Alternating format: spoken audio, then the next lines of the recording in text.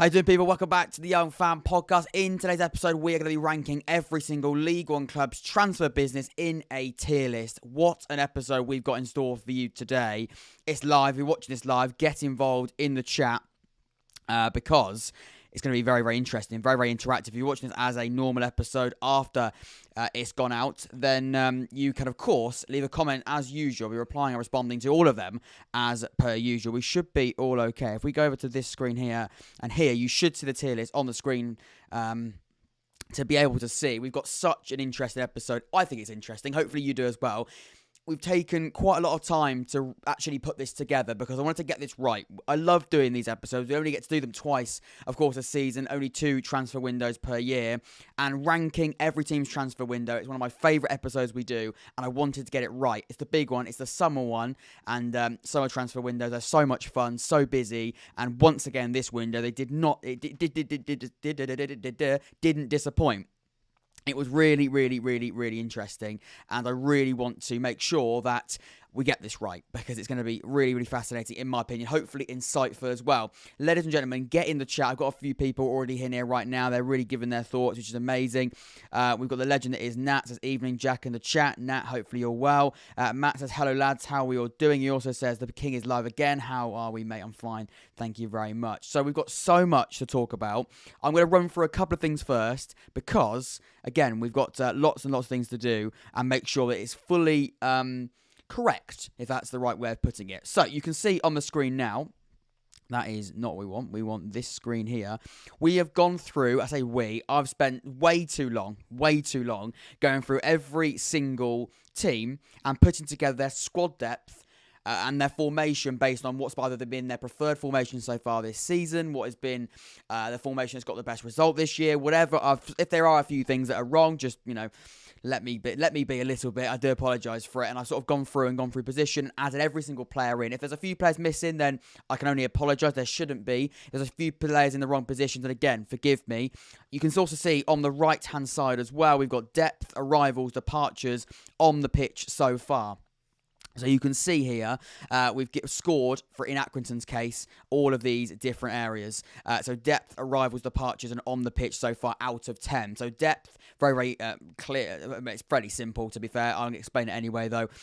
Depth, of course, out of 10 based on the squad depth across the entire first 11. Arrivals, I say first 11, I mean the entire squad, really, but also looking at first 11 in particular. I look at arrivals. These are the quality of arrivals, not the amount of arrivals. So that's to be really, really clear as well. It's the pure quality of the players coming through the door. Departures, again, is the pure significance, really, of them leaving the football club. That is, again, what I mean by that. The quality of player leaving the club, that's going to be the number on that. So you want a high number once again on that, because that means ultimately nobody with real quality is leaving the club. A low number, of course, a low score means someone or many players of good quality has, again, left the club and therefore weakened that squad.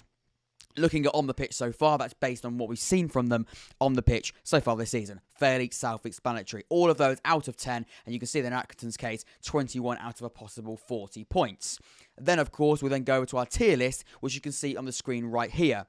So these are our 5 tiers. We're going to go in alphabetical order, as you can see by the bottom here, but going through the tiers in a little bit of detail. By the way, if you haven't left a like and you haven't subscribed, please hit that like button. It really, really would mean the world. Subscribe, all that good stuff as well. So much to get through today. Interactive chat, can't wait for it. You can see by looking at the tiers on the screen right now as well. The bottom one, you don't want to be in that tier, but there will be at least one team. I think there's actually 2 teams going into this tier. You could have a little guess who they might be in the chat or the comments right now. Somewhere to forget is the bottom tier. That worries me, is the next one. Is it good, but is it good? Is the middle tier. Big upgrade is the one off the top. And the top tier is window winner contender. We will change that to window winner, but a few teams are going to be put in that top tier. And by the end of the episode, we're going to sort of narrow that down. We're going to have a window winner. So you can see that all on the screen now. Hopefully that makes sense. It should do. If it doesn't, then ask your questions in the chat. Feel free and I'll answer them, hopefully the best that I can. Let's see if that was all working out. I think it makes sense. I think I'm pretty good on the audio front as well. Let me know if you all understand. Let me know if you think this is going to work. And if you don't think it's going to work, don't let me know. So actually ignore what I've just said there, because it's been such a little bit of a It's been interesting putting this together, but I'm really interested to see what you think of it. So hopefully you do enjoy it. A few comments to go through as well before we kickstart. Wednesday signed proven goal scorers Smith Wilkes. We signed on exciting prospect in Mighton, and we have one of the best centre backs in the league in Hickway. We had the best window in my opinion. We're all about signings, not performances, lad. Sheffield Wednesday on paper are great on the pitch. They're shambles. I mean, to be honest, if people are going to get a little bit annoyed by this, we're going to start off with Accrington first and foremost. On the pitch so far, that has been taken into consideration because look, I do think there is a part of it. It's definitely not number one priority, but it will have some sort of significance and impact because let's be honest, if you can bring in 10 world-class players, if you still get relegated, you still don't play very well, you probably wouldn't judge it as a very good window. So that is being taken into consideration, but not completely, and it's not 100% significant, if you like, but there will be a part of it that will be taken into consideration. But I get what you mean. Depth, arrivals, departures are definitely for me the top three because you want to be looking at the areas where you haven't strengthened and the quality of players that have come in and maybe even left the football club. The Unfan Podcast, that was a complete deep dive from Matty Taylor. I agree, even with 10 minutes, you're still attacking more than you didn't trouble. I believe you're talking about the Cheltenham dive from Matty Taylor. I used the word dive lightly. I haven't really seen it. I have seen it, but it's difficult to see from the highlights. Right, let's get straight into it. We haven't got enough time really to sort of be faffing about too much because we've got a lot to dive into. Starting off with Accrington Stanley, you can see by looking at that squad, the depth is fairly good. For me, the depth is fairly good. In fact, we can have a little look at the individuals that have come through the door. You can see them highlighted in blue here. The blue players are the ones that have been transformed into this 11 by John Coleman's side. And look, I'm quite impressed by the players that have come in. I think they have definitely offered an area of importance. You see the formation they're trying to play as well. They might be needing a couple of midfielders. So of course, Sangari's come in from Newcastle. Hamilton, Morecambe and Lee are already in the football club. And I look at those players there. You maybe could be doing with another central midfielder, hence why the depth is a 7. But again, there's a few areas there that do concern me. In terms of the quality of the arrivals, for me, it probably is about a 5 out of 10. I'm looking at the departures here. Unfortunately, you can't see them on this screen. But if we go over to this one here, you can see the departures. There's some fairly significant ones. A few there that do worry me a little bit. Matt Butcher going to Plymouth on a free transfer will be a little bit frustrating. He was certainly a really, really good midfielder for them. I look at Ross Sykes as well, centre-back. Has been at Accrington for quite a while. And in that John Coleman side for a while, he's a big loss for me. He's definitely a modern type of centre-back. Really good with his feet. It's definitely a ball-playing defender. I think will go...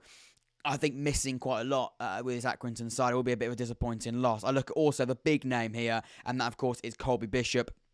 He's joined Pompey this summer, and he's a big loss to them. He's got a lot of goals at Accrington. He's already doing really, really well at Portsmouth, and you can see that I think they might be lacking a little bit in that goal department. They have actually scored quite a few goals so far this season. You can see them on the screen here by bringing up the league table.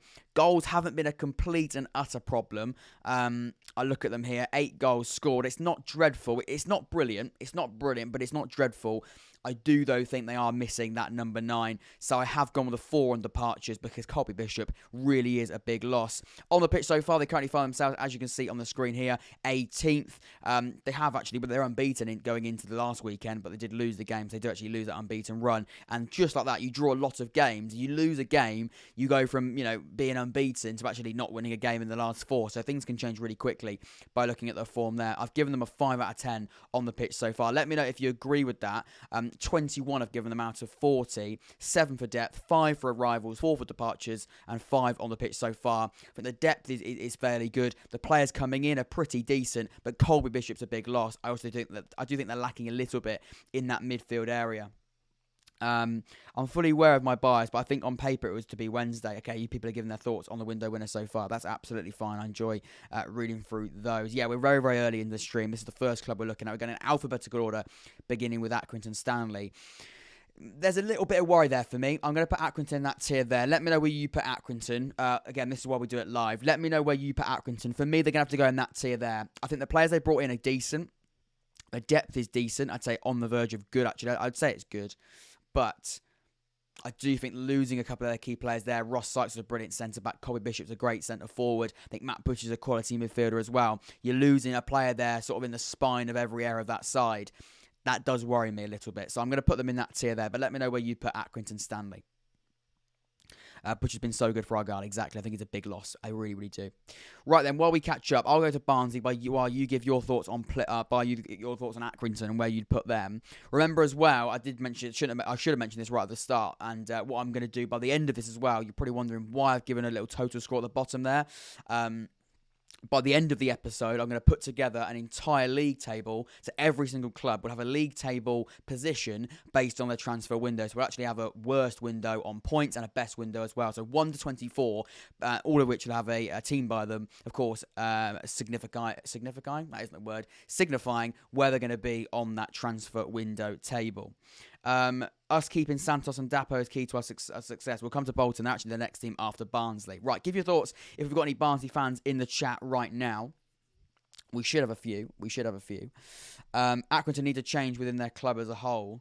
I don't know. I mean, they have had John Coleman for a while, Lewis, so I do understand what you mean. But yeah, do let me know where you'd put Accrington, Stanley, based on what we've just gone through there. Right, let's move over to Barnsley then. Let's go to Michael Duff's Barnsley, of course. You can see by looking at the screen just straight away by looking at the depth there.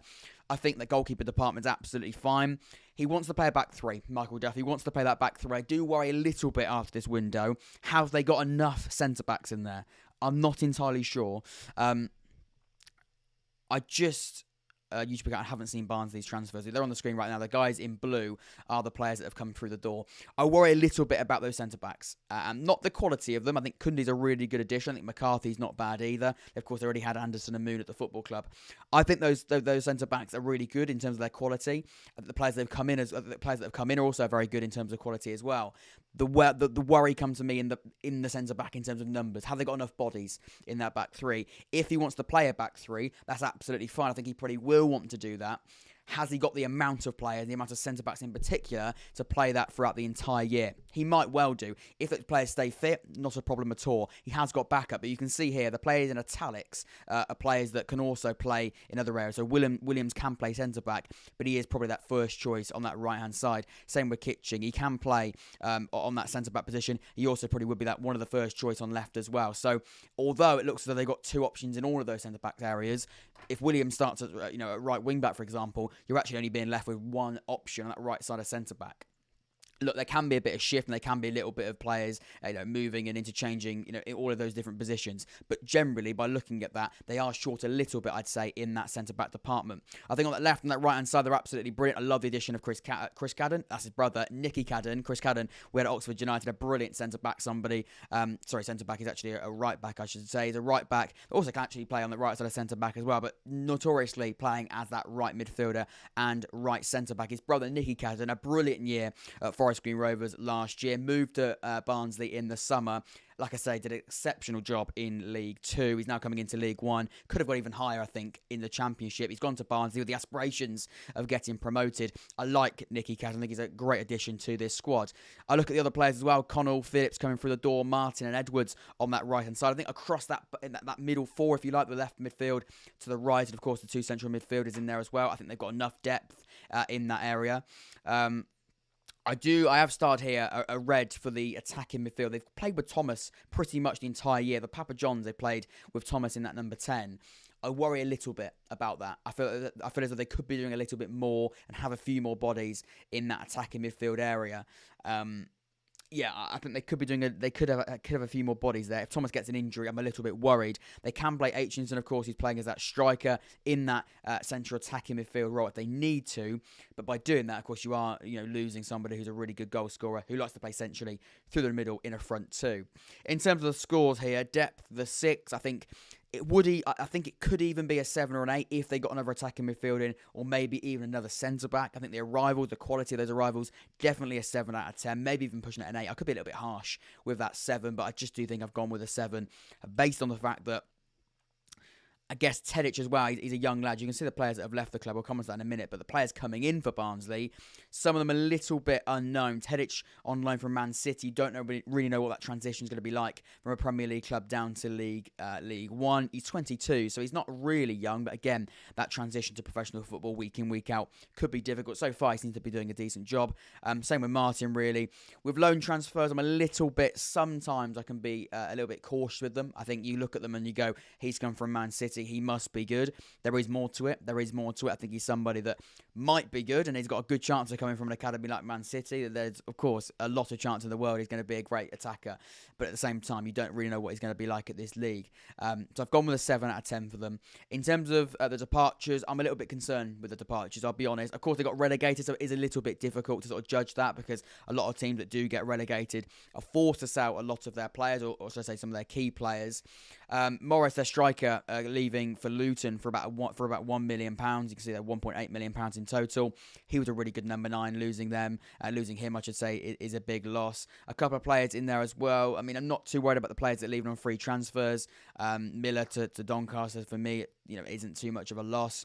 Woodrow also going to Luton as well. A few questions marks. Of course, he hasn't really been staying fit recently, so whether or not that's a huge loss, I'm not entirely sure. I look at other players as well down this list. Britain going to Blackburn, that is a fairly big loss in my opinion. And that one there, Callum Styles, a midfielder for Barnsley, going to Mill on a loan transfer. We believe he did sign a contract actually before he went out on loan. I think that probably will be for financial reasons. Get him tied down to a contract, send him out on loan, and then we could probably get more from him when he does come back. And again, you're probably going to be asking for a higher value, unless maybe they do get promoted. They could be able to keep hold of him. I'm not entirely sure what the long-term plan is with him, but generally, I do think as though, that is a big loss. You can see his market value. I know it's not too much to go off and can be a little bit misleading, but £3.15 million just anyway for a market value player in Sky Bet League One would have been really good, and losing him, I think, could be quite damaging. So I've given them a 4 out of 10 there. That is a big loss, in my opinion, or a couple of big losses there. In terms of on the pitch so far, I have given them a 6. They've done okay. They have improved, actually, in recent weeks. You can see by looking at the league table here. They are currently unbeaten in the last 2. A win on Saturday, a big win on Saturday, gives them a total of 10 points and in 10th spot. So I've given them a 6 out of 10. For that reason, they're either going to be an it's good, but is it good? Or that worries me. Let me know where you'd put them. The players who signed from Prem clubs are good. They're from Liverpool and Man City. Yeah, exactly, Colin. You're right. You are right. When they come to those sort of academy levels, you're probably going to be fine when it comes to the level of quality. I'm looking at YouTube account here. Callum Styles to Millwall was a good transfer. It's a good transfer for Millwall. It's a big loss in my opinion for Barnsley.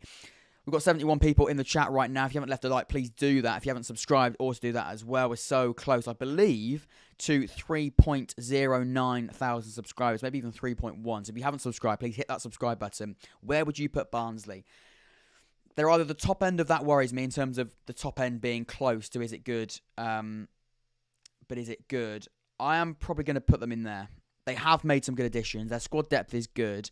But again, they've had some big departures. The departures for me is where they let themselves down and missing out on that attacking midfielder and short a little bit the centre-back area. Where would you put them? Do let me know.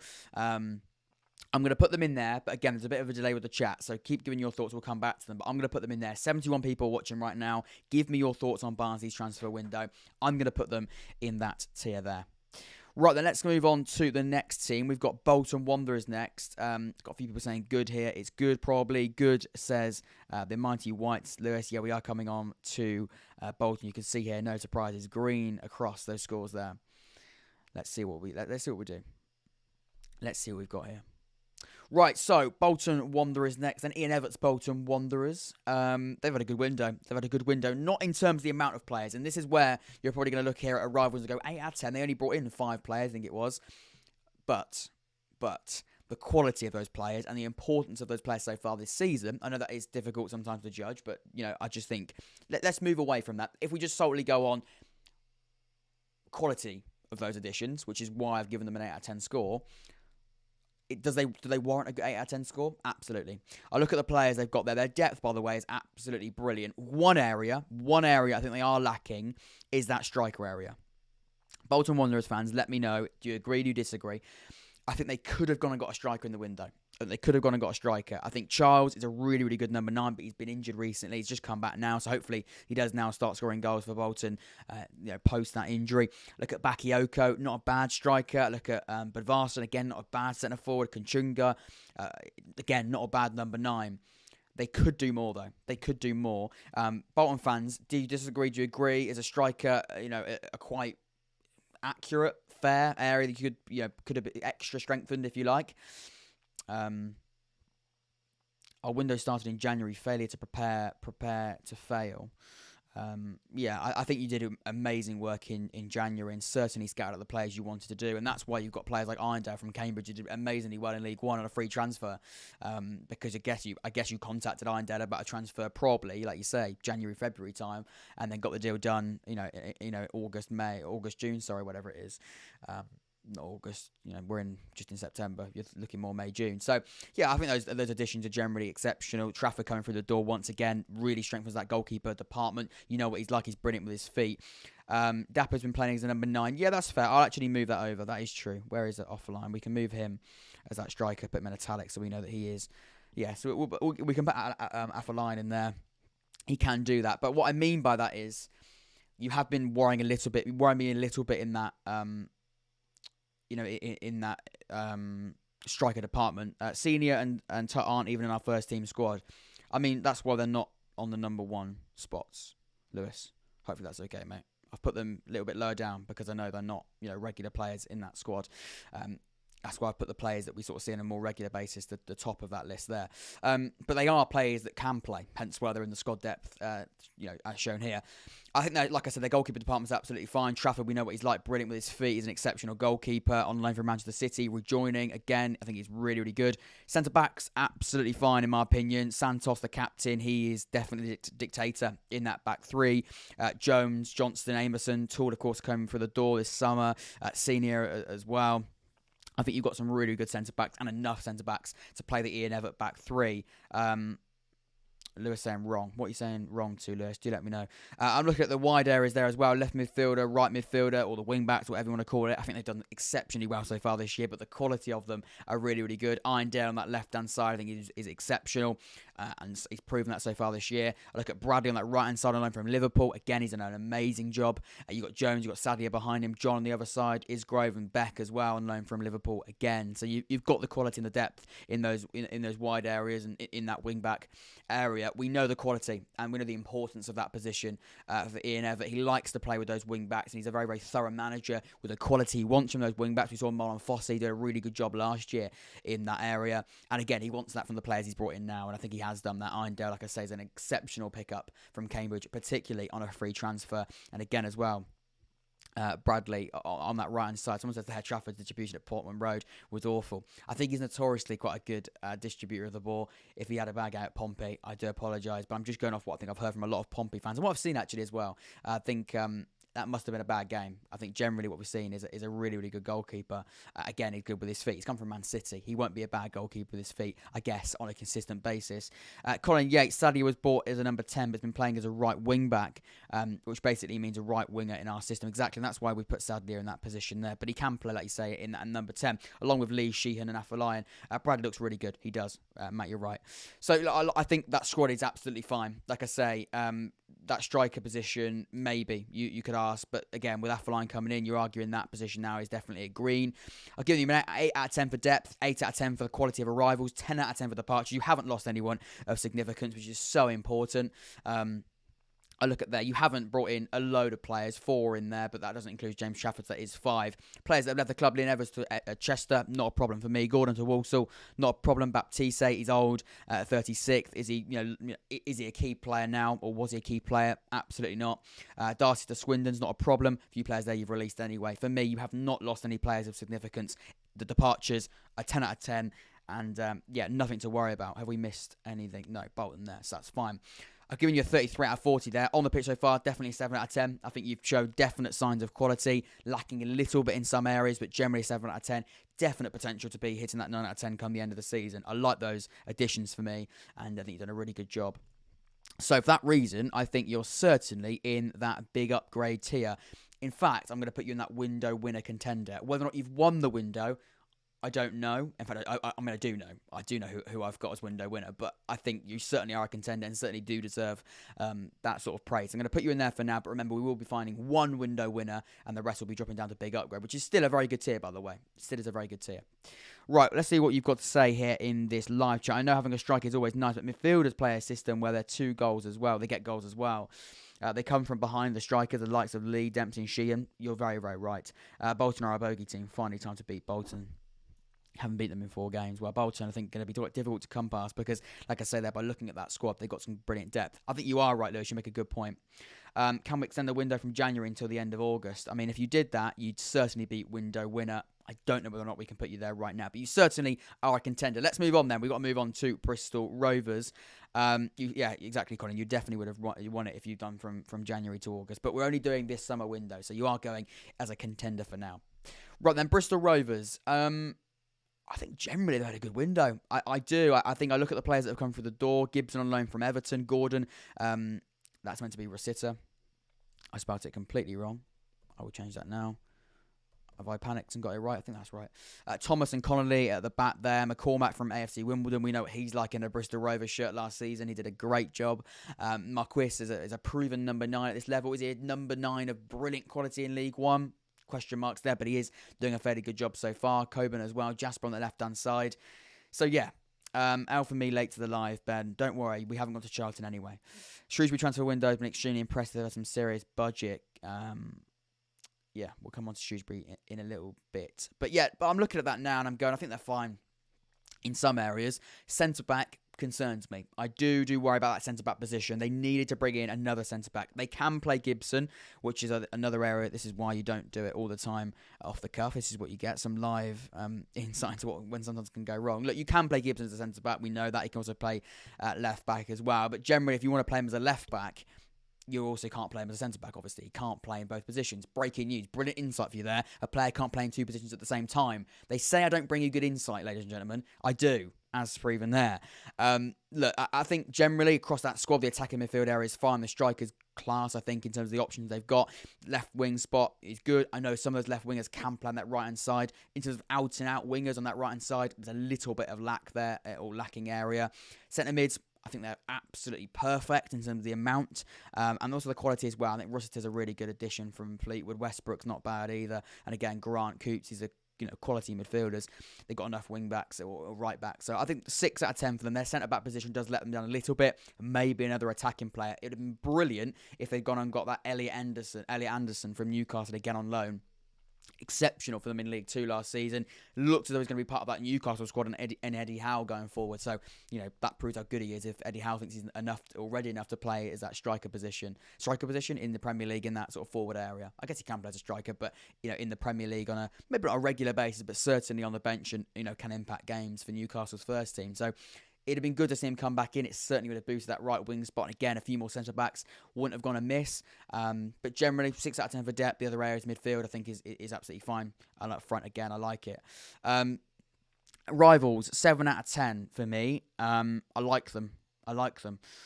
Again, amazing insight. I like them. I think they're good. I think McCormack, like I say, I've gone through them individually. I'm not going to go through it again, but I think McCormack is a good option. Like I say, those strikers aren't bad either. Jasper on loan from Fulham, I think could be really exciting. A little bit raw for me still, but I think can be someone that can progress. And, in a Bristol Rovers shirt. I think also on a personal level, going back to Fulham in the long term, I think it's a good.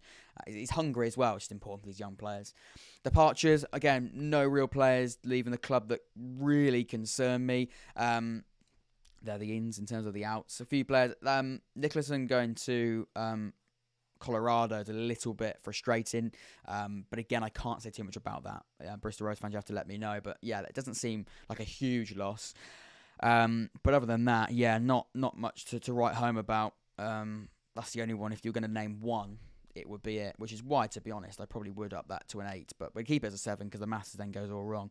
On the pitch so far, I'd give it a 5. 16th in the league. They haven't won a game in the last 4, but a few draws in there. A total of 2 draws actually, 3 losses and 2 wins. They haven't done bad. If they're a newly promoted side either, you can't really complain. 5 out of 10 for them. I'd go with 25 as a total score. Look, I think it's good, but is it good? I think that's fair. It's good, but is it good? I think they haven't upgraded massively. They're not really worrying me. Again, the depth in certain areas maybe, but generally it's good. But is it good? I think it's the average, middle, good tier. I think it's Bristol Rovers. Nothing special, but nothing awful. It's good in my eyes. Let's catch up with some of these people. Nat says, Jack with the breaking news, 2 players can't play in a position at once. Exactly, Nat. I mean, again, like I say, they say I don't bring you good insight. I absolutely bloody do, mate, because I can tell you they can't play in the same position at the same time. So, it's like that. Obviously, there's no replacing Anderson. He's coming on for Newcastle in most Prem games. Exactly, mate. And that just proves the quality that he's got. Connolly and Gibbons are already quite badly injured, so therefore we're already making changes around the back due to it. Yeah, I didn't know that, actually. Again, that proves my point. heavily. If Connolly's injured, Gibson's injured, you say there.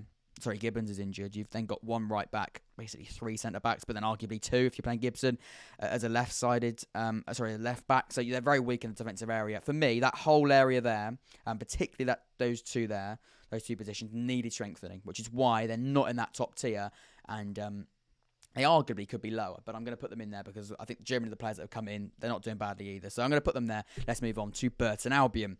A little bit of a difference for Burton Albion. Yeah, it's not great, is it? It's not great. It hasn't been a good start to the season. Their manager just resigned as well, Jimmy Field Hasselbank. So they haven't got a manager. I think some of their areas of their depth is woeful. The quality of players that have come in aren't great. And they've got 1 point and haven't won a game, conceded about 19. I think it's 20 goals they've conceded now. It's a concern. Let me know, Burton fans, if you've got any. If not, just general League One supporters, let me know on Burton. Because like I say, it's a community here. We talk about every club. If you're a Bolton fan, you don't just talk about Bolton. We talk about everyone. I understand as well. You're going to have your preference to talk about Bolton. I get it. But, that's what I mean. We'll have a lovely chat. And that's why we have the interactive live streams. Because we can all chat about everything. Burton Albion. There's problems there for me. There really, really is. I'm giving them... with best business with getting rid of Jimmy. I mean, I don't think they got rid of him now. I think he actually resigned. It's not looking good, bruv. No, it's not looking good, bruv. It's not looking good, bruv. It's looking pretty bleak. Pretty bleak at Burton. Their goalkeeping department is okay. They could have done with another one. Into the depth, though, that's a bit harsh. I didn't realise I did that. That's a bit harsh. They've got 2 goalkeepers. Give them the green. Right back options, they're there.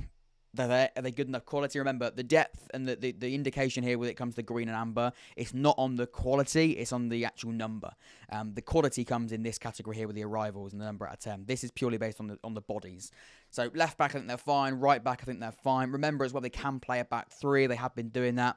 But that worries me even more because, they haven't got enough centre-backs, in my opinion, actually to play a back 4. So if they're trying to play a back 3, it takes 2 injuries and they're absolutely shafted. So I think a centre-back area is worrying anyway.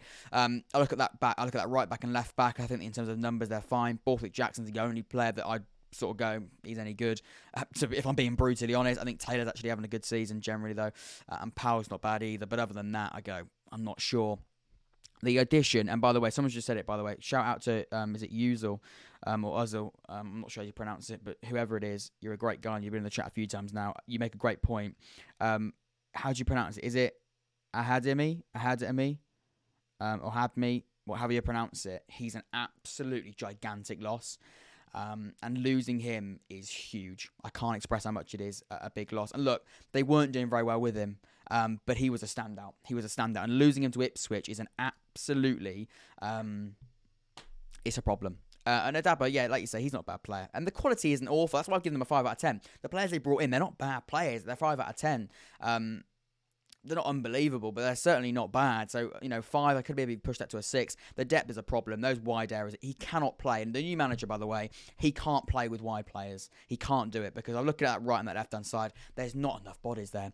Smith gets injured. Kokolo gets injured. You're buggered. You might as well write it off. He's got to play with a back 3 with a... He's probably got your best bet is playing with that with the options there. And even that contradicts what I'm saying earlier with the lack of centre backs. You're probably better off with a 3-5-1-2 because you haven't got the wide players. You just haven't got the wide players.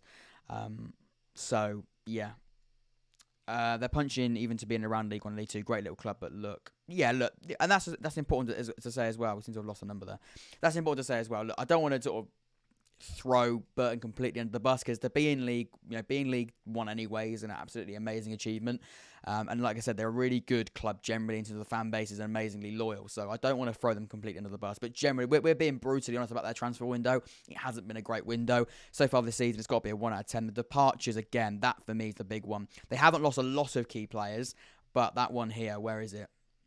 I just mentioned it there. Adiemi, is that how you pronounce his name? Hopefully it is. But however you pronounce his name, it's huge. Gassan Adiemi, 21 years of old, going to Ipswich.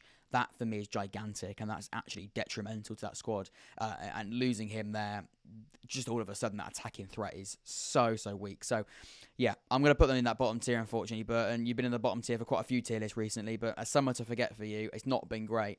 Yeah, let's see how it goes. Harry Mintpress worked till 7, was it? Yeah, it was, mate. It wasn't. It's 7:15. Yeah, in fact, I'm going to call Henry out here. I'm going to call Gazza out live on stream. He asked me to play five-a-side or whatever it was. It wasn't five-a-side. It was actually, he asked me to go and play football. I think it on a Tuesday night. And I said to him I had work. And I did have work. I'm not lying. I did have work. And it was 6:30 I finished. But I told him it was 7. So, Henry, you can... I'm not going to say that, actually. I'm not going to say that.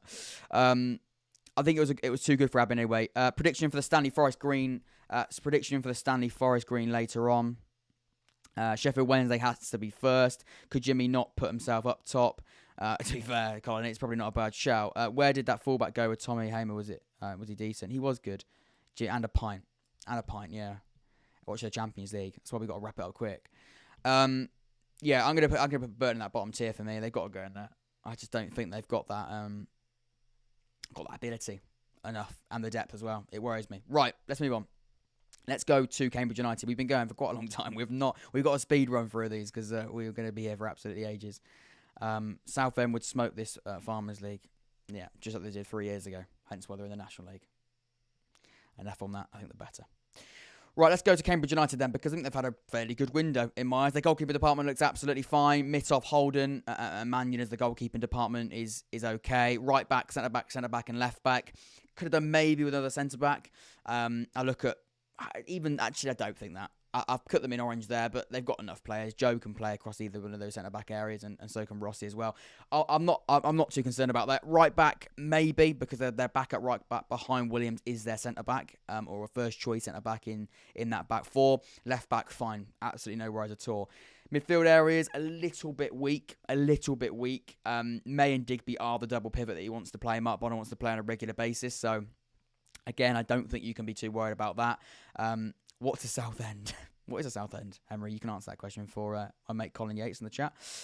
May and Digby, yeah, I think they're absolutely fine. O'Neill, Simper, I think is absolutely fine, and Warman as well, playing in that centre mid spot, I think is okay. I look at that front three as well: Smith, Lancaster, Nibs, Lancaster, Tracy, Grothy, and Janea, who can also play as a striker as well. Is looking okay. Maybe could do another attacking midfielder in that position there, and maybe another right-sided player. But we know Smith can play as a right winger and also can play as a striker as well. The good thing about this Cambridge United squad is, although the depth, I've given them a 6, they are weak in a couple of areas when it comes to the numbers. The quality's there. So look, I'm going to go with a 6 out of 10 for depth. They've got their first choice, and what I love about Mark Bonner this year is, and they're doing a great job, hence why they got an 8 out of 10 on the pitch so far. The quality of the players is there, and he knows he's starting 11. So they might be, lacking a little bit in that number 10 role, but Nibs is going to play pretty much the entire year. Same with the right wing spot. They might, only have Smith really and Lancaster behind him, but he's going to play Smith there for the majority of the season because he's that good. I look at Ironside as the striker as well. Ironside, have they got an amazing player behind Ironside? Really? I think Janae is not bad. They've got a lad there that's injured, and Smith can also do it as well. But the quality is there. But he's got his first 11, and that's what he's going to rely on, I think, for the majority of the season. I think he should do. I'll give him a 26 in the end. 6 in depth, 6 in arrival, 6 in departures. They have lost the man Irondale to Bolton. We just spoke about it, and it is a big loss in my opinion. Hence why I've probably given them a 6. Look, it's not huge. They kept hold of Ironside, they kept hold of Digby, they kept hold of Smith, and they kept hold of May. That's a big bonus when it comes to keeping players. But Irondale is a really good player on the left-hand side who can play as a left centre-back and also can play as a left-back as well. We've seen it do a brilliant job at Bolton. So I think that does, amplify the quality that they're sort of missing there when Irondale leaves the football club. So I've given them a 6. I think it's been a good window. It's been a good window for Cambridge. They could be looking at big upgrade.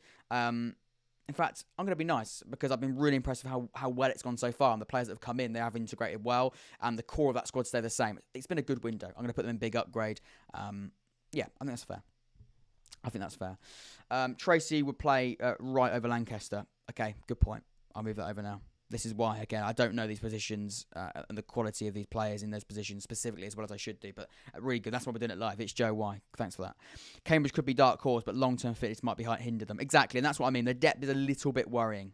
They could do with a couple of areas, but I'm going to put them in there for now. They are definitely on the fringes of being dropping out of that category, but I think Mark Bonner's a brilliant manager. He knows how to manage a squad when it comes to fitness, so I think he should be okay with it. So I'm going to go with that there. Right then. Let's go to Charlton. Ben Wells, I think he's in the chat. You can see Yeah, Ben Wells is in here. Tracy was class against us, to be fair. Yeah, I think he should be a winger to watch out for this season. Again, he can play on that left-hand side and that right-hand side as well. They've got Smith. Right, let's go to Ben then. Ben doesn't manage. Ben does manage Charlton, but not Ben Wells. It's Ben Garner who manages Charlton. You can see, looking at that there, no worries about picking the formation. It's a 4-3-3.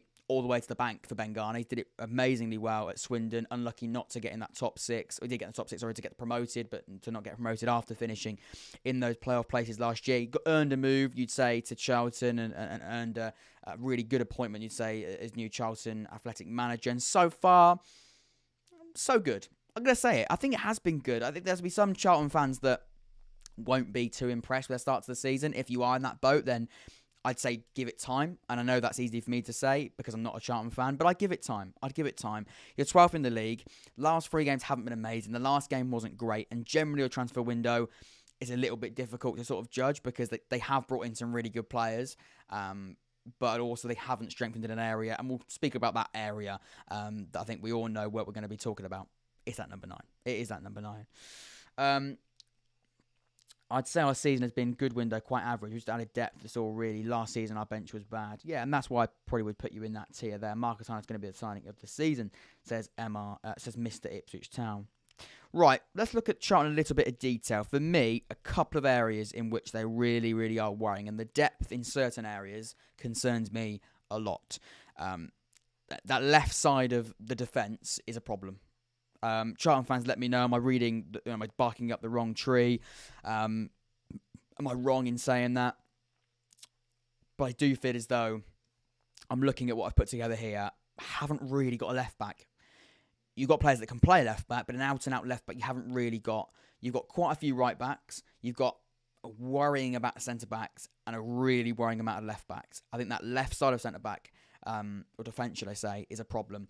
That striker as well. You are missing a striker. You're missing a striker. Stockley is a good number 9. Is he scoring you the amount of goals you're going to need to get out of the league? There's question marks.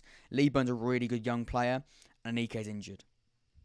So, long term, you could get away with it. Short term, I'm worried. I think Stockley, like I say, is a good physical number 9. I think Lee Burn, like I say, is a young prospect and already doing a really good job and proving that he can be a player that can be further now. But I'm looking long term. There's a little bit of worry there. Bon is terrible. Still think we'll walk this league. Bon, Dilfer and Dead, I think. Yeah. I heard that Bon, he was on loan from QPR would have been, I believe. I think he would have been a good pickup. I know someone just said there, Bon is terrible. I wouldn't say, I don't think he's terrible. I wouldn't say he's terrible. He's an option. He's not a great number 9, but I think he'd do. I think in Charlton's case, a number 9 is what they need here. Southend based. My dad supports Southend, says Regan Paul. His natural position is left wing, but can play right wing. Wes Burns will be licking his lips to Charlton's left side, lol. No to Charlton. I'm worried here. Charlton fans, just sort of give me a yes or a no on that left-hand side.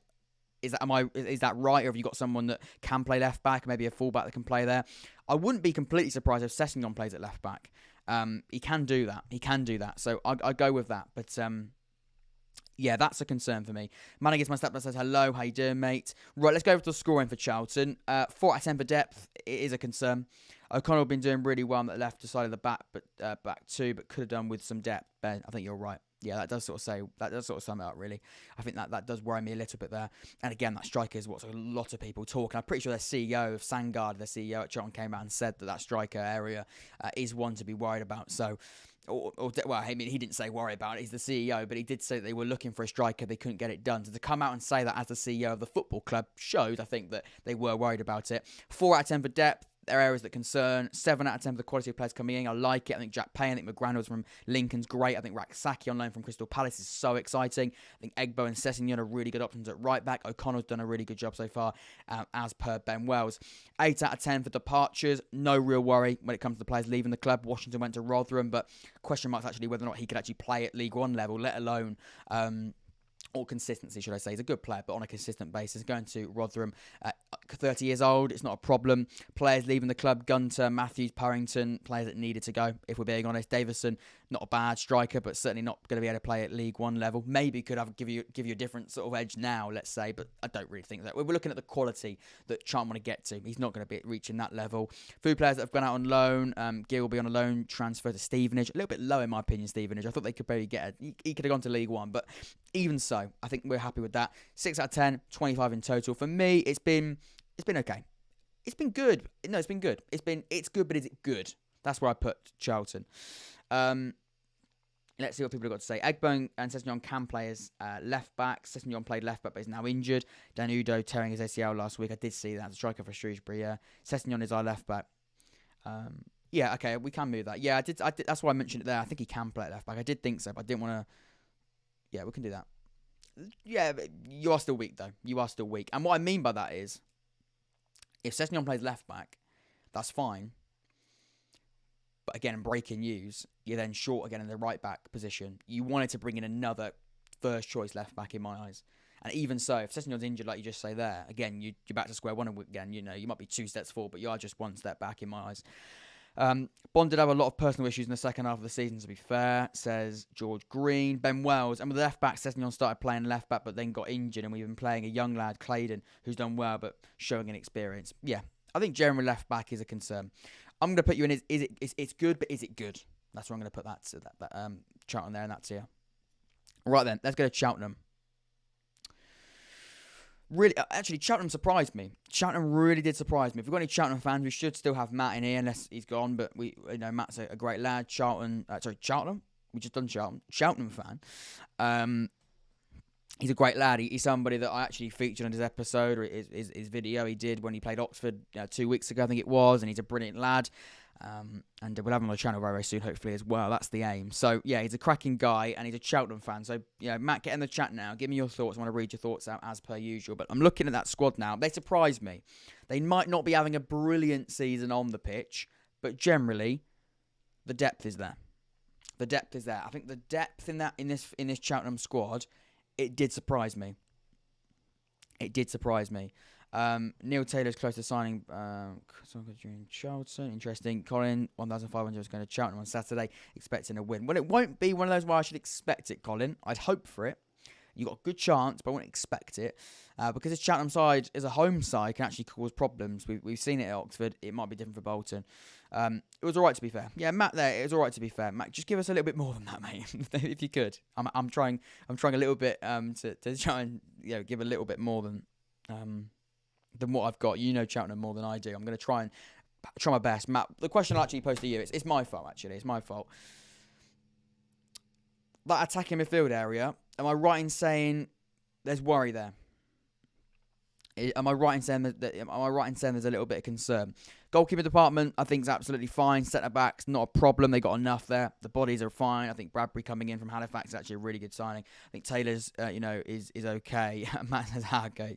I was joking, Matt, but I also wasn't. So, yeah. But, yeah, I'm interested to see about attacking midfield area. I'm looking at Hornton. I think the right-hand side, by the way, now looks exceptional with Broom back. I think he did a brilliant job at Peterborough. At Plymouth on loan from Peterborough. He's now joining permanently at Cheltenham. That's a really good addition. Those midfield options are fine. Left-hand side, I think, is okay as well. Ferry from Southampton on loans is a good one. That striker area, I think, is okay. I think May is that main man, but we know Ndulu can also do it. Brown, Norton, they've got options. In terms of the arrivals, definitely 6 out of 10. Departures, 5 out of 10. They did lose Will Boyle, and that's the problem, I'd say. I feel some of the signings are a bit questionable, but with the signings of Perry, Broom, and Ndulu, that changed everything. Exactly. I'm really, really impressed with that Broom signing in particular. I think Broom's a really good addition. I think Ndulu's also a really good number 9. I think Perry's is good. Broom can play as an attacking midfielder, by the way. Yeah, you're right. You can. Which I think that probably upgrades the cam up to orange, I'd say. And just that, it looks okay, doesn't it? Excellent for us in attacking midfield last season. Last time he was here. Yeah, he has been there before, hasn't he? It wasn't last season. It might have been the year before. But either way, he's a brilliant number 10. And also can play that right-hand side as well.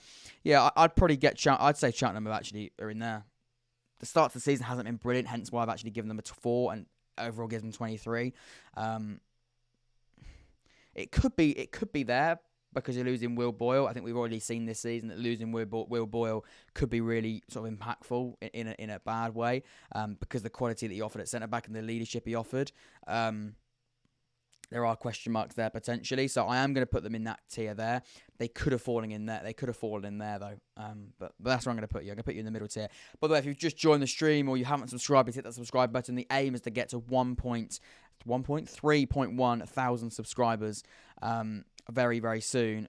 We haven't had any subscribers so far in this stream, so if you haven't subscribed, please hit that subscribe button, the red button just below as well, and also leave a like, because we can get a few likes on this stream, and yeah, it'd be exceptional if you could hit that like button. Keeping on to that, and also, yeah, you're right, Colin, actually. Keeping hold of Alfie May's big. So, yeah, I would put you in that middle category there. They've done well, yeah. And Dulu, of course, played for us Lincolns last season. He was below average, except for, again, Man United on 23s. He was class. Yeah. Yeah. Yeah, I'll put them in there. I'm happy with that. I'm happy to keep them in there. Remember as well, by the end of the stream, we're going to have our official league table based on transfer window. Every single position is going to be filled with a team based on their transfer window. 4K by the end of the year. Hope so, mate. Hopefully 4K by Christmas. That'll be the aim. So if you haven't subscribed, please do hit that subscribe button. Share it, leave a like, because by liking it, it then gets onto more people's recommended pages. So if you haven't left a like, please do that. It's free. Thumbs up button just below that one. It really helps me out. So yeah, you're amazing people. And I've put a bit of time into this episode. Hopefully you can sort of see that. I'm not expecting a medal, by the way. I'm just trying to say that, you know, we are putting a little bit more into it as we normally would with the window episodes, because there's more to it than he's come in, he's gone out. Okay, there's a little bit more to it. Right, let's look at Derby then. Derby are tough because, look, you can see here, by the way, straight away, asterisks or the star, whatever you want to call it. Significant financial issues followed by takeover. Departures, we'll come on to them first, actually, because, look, they lost some really good players, but they were going to have to. We always knew they were going to. Bryan on a free transfer. Revan Morrison, we know how, Revan Morrison, we know what he's about. He's gone to reunited with Wayne Rooney at DC United. Lawrence to Rangers is a huge loss on a free transfer. We know the quality of him. Luke Cannon was a really good young left back. He's gone to Germany on a free transfer. Again, both of those market values very high. Ebelusse has gone to an Italian side, Udinese, for, again, a free transfer. These are all players that we expected to go. Again, really promising. Malcolm Ebelusse, a right winger, 18 years old, going to Crystal Palace. Again, these are key players for the future and the short term as well, leaving the club. But they were always going to have to go. So, look, it wasn't ever going to be... it wasn't ever going to be easy. I look at the other areas as well. Watson going to Luton is a loss. Billick on a loan transfer to Birmingham. Again, that'll probably be for financial reasons. Probably couldn't afford to pay his wages in League One, which you expect. And if they could, he probably didn't want to be playing in League One, which is, again, fair enough. So, look, the departures are, again, that's why I've given them a 2, but it's a 2 with a star because, look, they couldn't do too much about them. The quality of players are gone, obviously. But there's a star there for a reason. That's because, again, for financial reasons, the takeover, all of that difficult stuff that Derby had been through, they had to deal with that, and that was a key factor with those players leaving the club. In terms of the players that have joined, look, they're exceptional. A few people giving their thoughts in right now. By the way, Liam, thank you so much. I do see a comment there. I can tell a lot of effort's gone into this video. It's very good. Thank you, Liam. Really appreciate it. Who is it there? Callum says, big respect for this video. It's class, mate. Callum, lovely comment, both of you. You're amazing guys, and everyone in here, amazing people. I've just seen a comment here. McGorgic plays in Cam. Okay, so we can play McGorgic because that Cam. Okay, this is why I'm doing it live, by the way, people, because it really does help me, because we can then just again, these positions can be definitely upgraded. Dobbin as a left winger. Can he play right wing as well, or does he not play at right wing? Either way, we'll keep it like that. Look, I think their depth, look, again, it changes a little bit. I'll maybe upgrade that to a 6, but again, that does cock up a little bit of the numbers, but I'm happy to do it. Look, I think, look, again, we've touched on the departures there, out of the hands in my eyes. Arrivals, amazing. For this league, amazing. They won't have the legs to mount a playoff push next season for these boys. Interesting, Colin. Good comment. Well, not good. I'm not against that. I'm just saying it's a fair comment and a fair assessment. Look, the centre-back area is absolutely fine. Roberts on loan from Brighton's brilliant. Chester, again, Roberts can play there, left-back and centre-back. Foyth is a really good option at the left-hand side. A brand new goalkeeping department looks really strong now. I look at the centre-back area, Hourihane, Bird, again, these are exceptional centre midfielders in my eyes. And Hourihane, he's a Premier League player. He's a Premier League player, definitely a top-level Championship player. Playing, in League One is exceptional. Thompson, Smith, Knight, midfield area, no worries at all. Wide areas, I'm a little bit concerned. I know we've just moved Dobbin over to that left-hand side and they can play on both wings. By the way, Matt has just donated £10. Viva La Young Fan Podcast. Matt, you're an absolute legend, mate. You didn't need to do that. Matt, by the way, if you haven't checked out Matt's channel, definitely go and check it out. It's a great, great channel. Cheltenham, vlogs, other bits and pieces as well. I went on there for the game against Oxford. Who else would I be going on there against? Obviously, Oxford United. He's a great guy, and he's going to be on the channel very, very soon. We're going to make it happen. So, yeah, it won't be long. It won't be long. Dobbin is a baller, so glad he wasn't in a team to play us. I do think it takes 2 seasons to get out of this league. Minimum. Just our Sunderland fans. 5 years for some. But no, generally, just looking at the player quality coming in, 8 out of 10, definitely quality. McGoldrick, again, is an exceptional player. Buckhuizen from Preston, again, is a quality addition. Dobbin's brilliant. Mendes Lang, like I say, is really good. Hello, what's your thoughts on Pompey transfer window? We'll come on to Pompey in a second, mate. We've got a few more teams before we come over to Pompey. But let's speed through. Derby, I'm impressed. But again, departure, it's tough because they're actually only going to get a 23 out of 40. But again, they've got a 2. So, look, it's quite tough. I'm going to play it safe with Derby. Derby fans, do let me know, in this tier format, where would you put them? I'm going to go in the middle tier. It's safe. Because big upgrade. Is the squad better than it was last year? I mean, probably not. But again, you had to lose some key players there, so it's tough. I'm going to put you there, but there you go. Oh, Matt MS, I literally watched him the other day sing about the away fans at St James's Park. What a man, says Matt. What a man you are, Matt. That's what I say. Right, let's go to Exeter then. Can't argue with Derby transfers. No, you can't. They're quality players, but some areas still a little bit weak. Attacking-wise, could do a little bit more, particularly in those wide areas. Right, let's move over then to the next one. Let's go to Exeter. Exeter City. Now, a little bit of concern, I'd say. A little bit of concern in certain areas. Goalkeeping department, not worried at all. Centre-back department, I'm okay about it. The right side, though, problem. Left midfield or left wing back, again, help me out. There could be other players that can play there if there is. We've got, what's his name? Can't see it. Probably didn't need glass, actually. I probably should go and actually see that. A Doodlebug 10. Let me know. Can someone else play there? Or have you literally got no one else that can play that role? I mean, obviously, you can just, you could, in this case, you could actually troll me massively and say, yeah, Nombe can play at left midfield. But seriously, have you got someone else that can play there to a good enough level for League One? Because I'm looking at it and I'm going, Sparks is a good addition. He's played the majority of the season. I think he's played every game there so far this year. Other than that, though, I'm worried. I look at the midfield areas, fine. Maybe a little bit now Taylor's gone, but generally I think it's okay. The Harper addition from Ipswich on loan is really, really good. Hasn't really done be able to do it in an Ipswich shirt since he's moved from West Brom 2 seasons ago, but I think generally as a midfielder he's great, or can be great. Surely shouldn't the left midfield and right be on the other way round? Yeah. They should. Josh, they should be, yeah. But, wait, should they be? Yeah, they should be. Oh, yeah, they should be. And yeah. That's awkward, isn't it? We're not changing it now, though, Josh. But thanks for pointing that out. Good spot, though. Good spot. That did look weird, didn't it? Left. Yeah. Anyway, good point, though, Josh. Let's move on to Exeter. Haven't strengthened much of their squad, in my opinion. Caprice can play left midfield. Knight played centre-back at Newport, but I'm the only one else plays left, and I think they had once last season. Oh, my God, I'm so late. Don't worry, Brandon. We have done Bolton. I'm sorry, but you can go back and watch it at the end. But continue to stay live. I was going to say earlier, but you got left wing and right wing, right? I know I've got that wrong, but anyway, yeah. I'm not a fan of Caprice, to be honest. He tries every skill. He can play on that right-hand side. Look, the depth is a 4 out of 10. 5 for arrivals in terms of quality. 5 for departure in terms of the players leaving the club. Again, yeah, a few players have gone. Not of amazing quality. I think I've been a bit harsh there, actually. Pond going as a young player to Wolves for $500,000 is a little bit of a blow in the long term. But short term, not a huge problem, I wouldn't say. And generally across there as well. Yeah, it's not awful. I've been a little bit harsh there with your 5 out of 10 on departures, but Your 5 for arrivals, I think, is fair. Your depth is poor, I'd say. But so far this season, you're doing a really good job.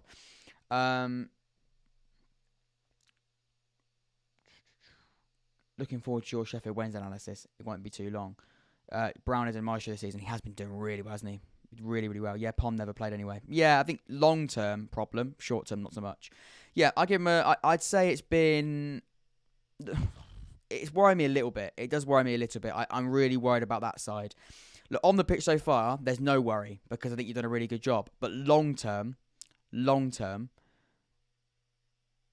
When I talk about what I mean by long-term as well, I don't mean as in long-term in the future. I do mean that a little bit, but I don't really mean that. What I mean by it is Pavillon's Trophy, FA Cup. I'm not sure if he's still in the Carabao Cup. And 30-odd games still to play in League One. Can that squad survive 4 competitions or at least 3? I don't know. Honestly, it did worry me only getting 5 in. Yeah, you could have done more for Exeter. You could have done more. I understand you're not working with the biggest budget. And of course, that has to be taken into consideration as well. It's a good squad, but it's lacking in some really important areas. And it does worry me a little bit. And what I will say as well, you've got to respect the fact so far this season, you can see by looking at the league table, doing well. Doing really, really well. So, yeah, I'm going to put them in that worries me there. But in terms of on the pitch, they don't really worry me at all. Benson, I think Exeter already have a good squad. Nice story. The guys signed them. I think you love to see in football. I'm waiting for Lincoln so I can point out why we're the worst team in League One because of how inconsistent we are. Regan Paul and Oliver Burke are the GOATs. Says that comment. Right, let's go to Fleetwood then because Fleetwood are interesting. Quite a lot to sort of digest here, but you can see by looking at the screen now, we've actually got quite a lot to talk about. Look at this, how the you only have 3k subscribers, literally deserve about 50k minimum. Brandon, you're too kind. Yeah, I'm looking at that 11 there. You've got a good goalkeeping department. I think fullback wise you're fine. Left back a little bit of concern, but Andrew's quality and Earl can play there, but he has been playing as that sort of week in, week out left side of centre back. You've got other areas that I think are fine. Few players in that centre back area. Devlin's come in, but he's injured. Same with Johnson as well. Obviously, he didn't come in, but he's injured. So centre back, you could have maybe done with another central defender, maybe another left back. Midfield wise, I think you've really strengthened. I think Vale's a brilliant addition. Wiradoo from Colchester is an exceptional player, so physical, so strong. I think he's going to be fine. Warrington on loan, Boyle, Bagley, and Macadam. You've got an absolutely fine area. Midfield, you're absolutely sorted. I don't think you need to worry about that at all. Attacking midfield wise, I've given you an orange, but I understand as well you've got a few players in here that can play as that more attacking advanced role. And if you need to, you can just play a flat 3 and you could just play again. You know, you don't really need to have an attacking midfielder. We know that Brown, Scott Brown wants to do that, but you don't have to. And you can play with a flat 3 and get away with it. Wide areas, quality, I think, is fine. And look, the arrivals are giving you an 8 out of 10. I think your quality of players coming in are absolutely fine. 6 for depth, because there are some areas that are struggling. How's Vela starting, Fleetwood fans? Says Colin. 5 departures. You have lost a couple. The big one is, of course, Shedden Morris, a really young player going to Aberdeen. He's a big loss in that long term. Rossiter, a little bit for Bristol Rovers. Not huge loss, but certainly a loss in some degree. Callum Camps as well is somebody that, again, not huge, but again, was a good player in that midfield. But I think midfield-wise, you're probably better off anyway, so it's not too much of a problem. Giving you a 6th on the pitch so far as well. Currently, of course, 14th, 15th in the league. So, yeah, 25 in total. Look, I think Fleetwood had a good window. It's good. It's not top tier, but it's certainly good. I'm happy to put them there. Let's move on then. Let's go. Impressed by Fleetwood, by the way. Really impressed. Final words on that. Impressed. Some areas, but generally, I'm happy. Striker department, I think, could be doing a little bit more. And wide areas could have done with 1 or 2 more, but generally, you'll get away with it. I think the lad here, I can't pronounce his name. Is it Omashir? I'm going to give it a go. If that is right, then we've got away with one. If it's not, I apologise. He's quality, but again, long term. Vera Mendes again has a good signs. Callum Morton was bang average for us 2 seasons ago. Yeah. I mean, you know about Morton more than I do. Regan Paul, that isn't Regan Paul, of course. But you know what I'm trying to say. They've got options. And this is based on depth more than quality. And I'll give them an 8 out of 10 for the players that come through the door. I'm happy to put them in that middle tier. Brendan Wiradoo is class with. I wish we kept him. Wiradoo's a brilliant player, by the way. Wiradoo's a really good player.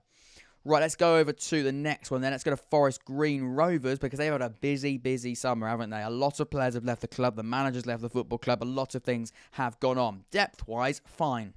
The depth is really, really good. They've got amazing amount of centre-backs, I'd say, for about 3, which is what he wants to do, the new manager. Goalkeeper department is absolutely sorted. Left side, right side is good. Maybe one more from being really pick on the right, but you don't really need more than one player. Other players can do that role. Centre mids, not a problem. Midfield is absolutely fine. And strikers, not concerned at all. Again, quality is a different story. There'll be question marks around the quality of those players and whether or not they've done so well this season as of yet. I mean, look, you can see here, depth in 9 out of 10. You can't argue the depth. They've got areas that they are very, very strong in, the majority of them, for that matter. Arrivals of a 7. Again, a little bit unsure on a few. Again, I'm not going to just say it's 8 out of 10 arrivals because they've signed loads of players. That isn't how the transfer window works. A lot of them are loan signings, which is important to say. Loan signing. All these are loans. I guess you have got a few free transfers here, but generally these loan signings here from the sort of Brentford, Sheffield United, Chelsea's, Blackpool's, for example, a little bit unsure. The age as well can be a bit damaging. And what I mean by that is, do you know they're going to be good enough? That's the question. Cadden was a big loss. We'll come on to the losses. User, you make a great shout here. 3 out of 10 for the departures. Some key players leaving the football club. We'll go down here. You can see Nicky Cadden, massive loss. He was amazing in League 2 for them last season. Koval for Hull City again. Short term, similar to the lad I spoke about at Fleetwood. Cheltenham, sorry. Is it Cheltenham? No. The other two, was it? Exeter, Pond. Again, short term, not massive. Long term could be quite disappointing, you'd say. Kane Wilson to Bristol City is a big loss on that right hand side. The wing back areas and losing your manager. I know we're not solely basing on your manager being losing. We can't take that into consideration too much. We're looking at the transfer window, but that is a big loss, and a few players there leaving. Ed Adams is a brilliant midfielder, and he's leaving for Championship Cardiff. So there's some big players there, and that worries me. So 3 out of 10 for players leaving the club. They worry me. They could actually be in that bottom tier, but because of the fact their depth is really good and the quality of players that have come in are quite exciting, unsure, and I'm intrigued by them. But again, there is worry though, and that's the fact that the start of the season's been bad ultimately, and the new players that have come in are a big part of that bad start to the season, and also the quality of players as well are a problem. Did you know Charlton are yet to play a team in the bottom half of the table, and with Exeter Saturday it continues? I don't think that's true though, is it? Because Exeter are in 7th. Harry Wells, if Wycombe can stay fit, he could be a class sign. Thoughts on Sunderland in the Championship season this year? Disappointing with their manager going, Alex Neil. I loved Alex Neil as a manager. I thought he was amazing. I was at the playoff final for Sunderland against Wycombe. I was in the Sunderland end, and look, I was really, really sort of immersed in the Sunderland atmosphere. They're a great football club. They're a brilliant fan base, and Alex Neil really got them going. Disappointed to see him lose to sort of go to Stoke, but it hasn't been a bad start to the season ultimately, has it? It's been fairly good. But losing that man is hard. Lee Evans has turned into a Welsh pearler this season. Elliot Whithouse just doesn't learn this. He's a second rival of ours. He's just joined since leaving us. Connor Wickham is a good striker. He is a good striker. He's got to stay fit, though. I'm going to go with that worries me. The departures, ultimately, they do worry me. You haven't left a like, by the way, guys. Please do hit that like button. It's free. It helps the podcast and this live stream actually get on people's recommended pages. So please leave a like. It's free to do so. Subscribe as well. Hit that notification bell. That would be very much appreciated. Let's move on then. Top of the league. Ipswich should be in the Championship. Let's go over to Ipswich next. Ipswich, give your thoughts, fans of Ipswich, in the chat right now. Because again, I mean, you can see here, 35 out of 40. They've done well with my scoring system. They've done well. Depth, 8 out of 10. Arrivals, 10 out of 10. Departures, 8 out of 10. 9 out of 10 from the pitch as well. They've had a brilliant start to the season. I mean, look at that squad. Can we just take a minute? Look, I've been speaking for, how long have we been going live for? Quite a long time. I've been speaking for nearly, got to be over an hour now. Yeah, about over an hour. And we've been speaking about how, all these different clubs are doing good business. But I look at Ipswich and I go, that squad's looking very, very, I'm going to say it's looking sexy. That squad is looking sexy. Okay, it's got lots of options. It's got endless amount of options. It's playing good football. And they are basically sweeping up the best of League One talent. And they're also doing it off teams that are also trying to be competing with Ipswich, which is even more impressive. Goalkeeper department, not a worry. Walton, Holland, or whatever his name is. That's not his name, actually. I've missed a letter. But, yeah, Walton is the goalkeeper. I know who I'm trying to say. It's got a letter in it. Haaland in goal, imagine. No, Walton is the goalkeeper for Ipswich, absolutely fine. Burgess, Wolfenden, Donashian, Edmondson, Keogh as well. These are players that can do it. These are players that are top level players. A little bit concerned, maybe could you have done with another centre back potentially, just sort of have a guess 6 options out of three positions potentially you could have done, but generally, I think they're fine. I think they'll do.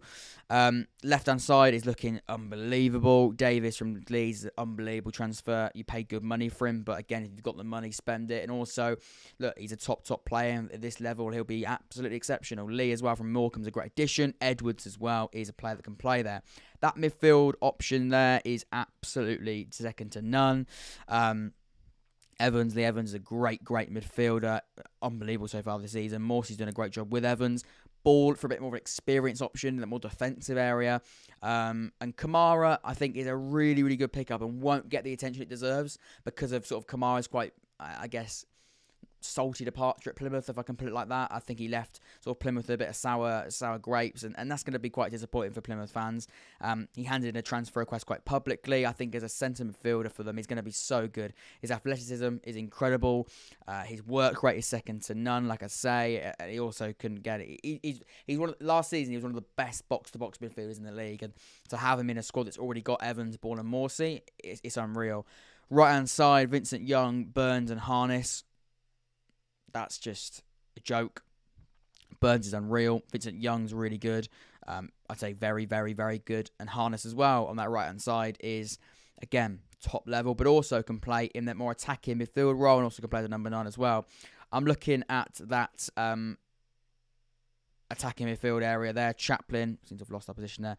Chaplin, Edwards, Aluko, Harness. Aluko can also play a little bit deeper in that midfield role there, which he, again, can do absolutely fine. I'm looking at Ladapo, John Jules, Jackson, and Adiemi. Adiemi? It's not Adiemi, is it? It's Hademi.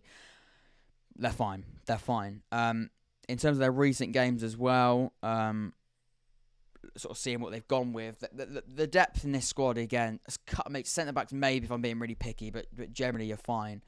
Against Accrington, just out of interest, see what they went with, just to show sort of a visual perspective how the sort of team shapes up.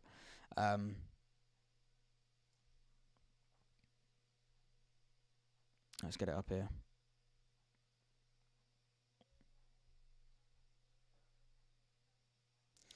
Yeah, you can see it can play. They can play sort of as a 3-4-3. They can do it against Northampton. I don't know what they did, but again, it's a bit of an anomaly game. I'm more worried about the League One games.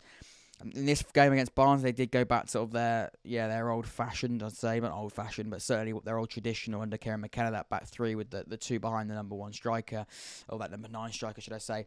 Look, they're fine. They're absolutely fine. They're in a brilliant position. Adapo, John Jules Jackson, and Adiemi, whatever you want to call him, is absolutely fine. Just going through on a few of these here. Kamara's an alright signing too.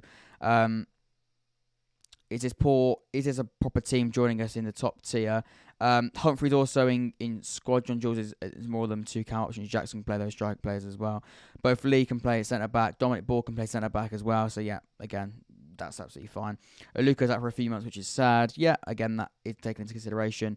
Our midfield is Premier League experience. Kamara can play centre attacking midfielder, and Lee can cover left centre back. Vincent Ovey Burns, interesting. I wouldn't probably agree with that though.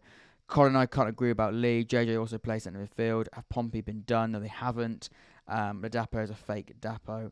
Donashin is basically a right back. I retract my statement because Accrington are 18, but they were the only team Charlton have played in the bottom half. Oh, and Wycombe as well. How we're not number 10? How we not number 10 on the pitch, top of the league?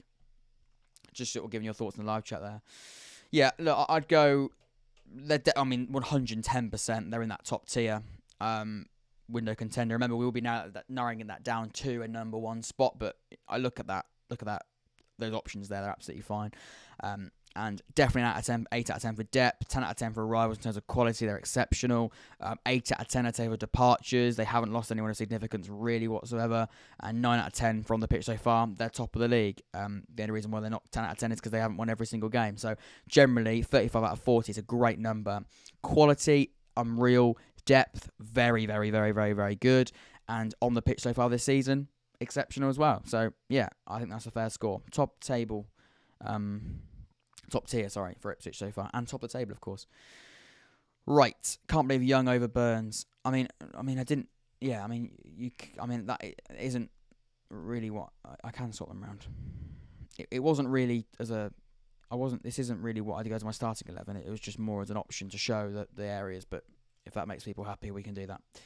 Right, let's go to Lincoln then. 2 goalkeepers are fine. Right back, left back, I think they're in fine position, by the way. Regan Paul in the live chat, give me your thoughts. Your team is here at Lincoln City.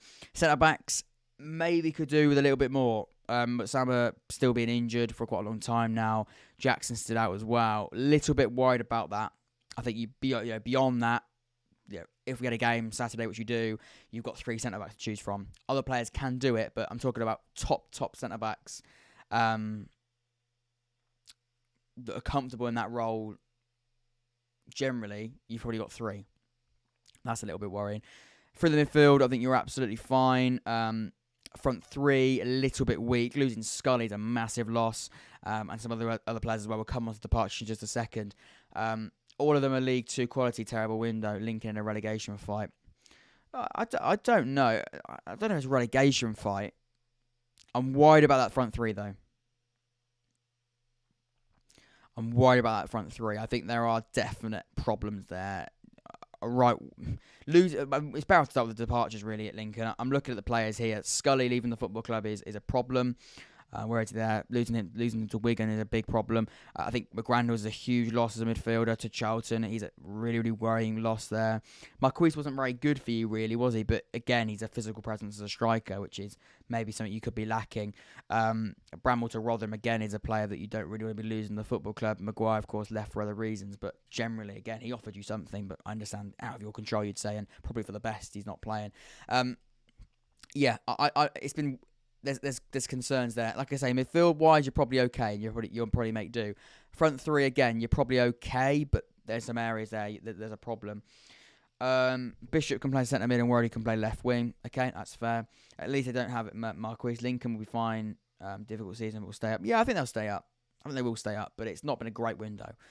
6 for depth, 7 for rivals, 4 for departures, 4 out of 10 from the pitch so far. For me, you're probably going to be in that worries me tier still. It's not been an awful window, but there is a worry there still. Is that true, Brandon, by the way? Can someone back that up? I believe you, Brandon. I do believe you, but did they really lose to... Surely not. Surely not. They did. They lost 1-0. That is an absolute disaster. Right, let's move over to the next team then. We're nearly there now. Well, we're not nearly there, but we'll pretend like we are. Well, we're over halfway. MK Dons next. MK Dons. 2 goalkeepers, I think, are absolutely fine. Not an issue there. I'm looking at that back 3.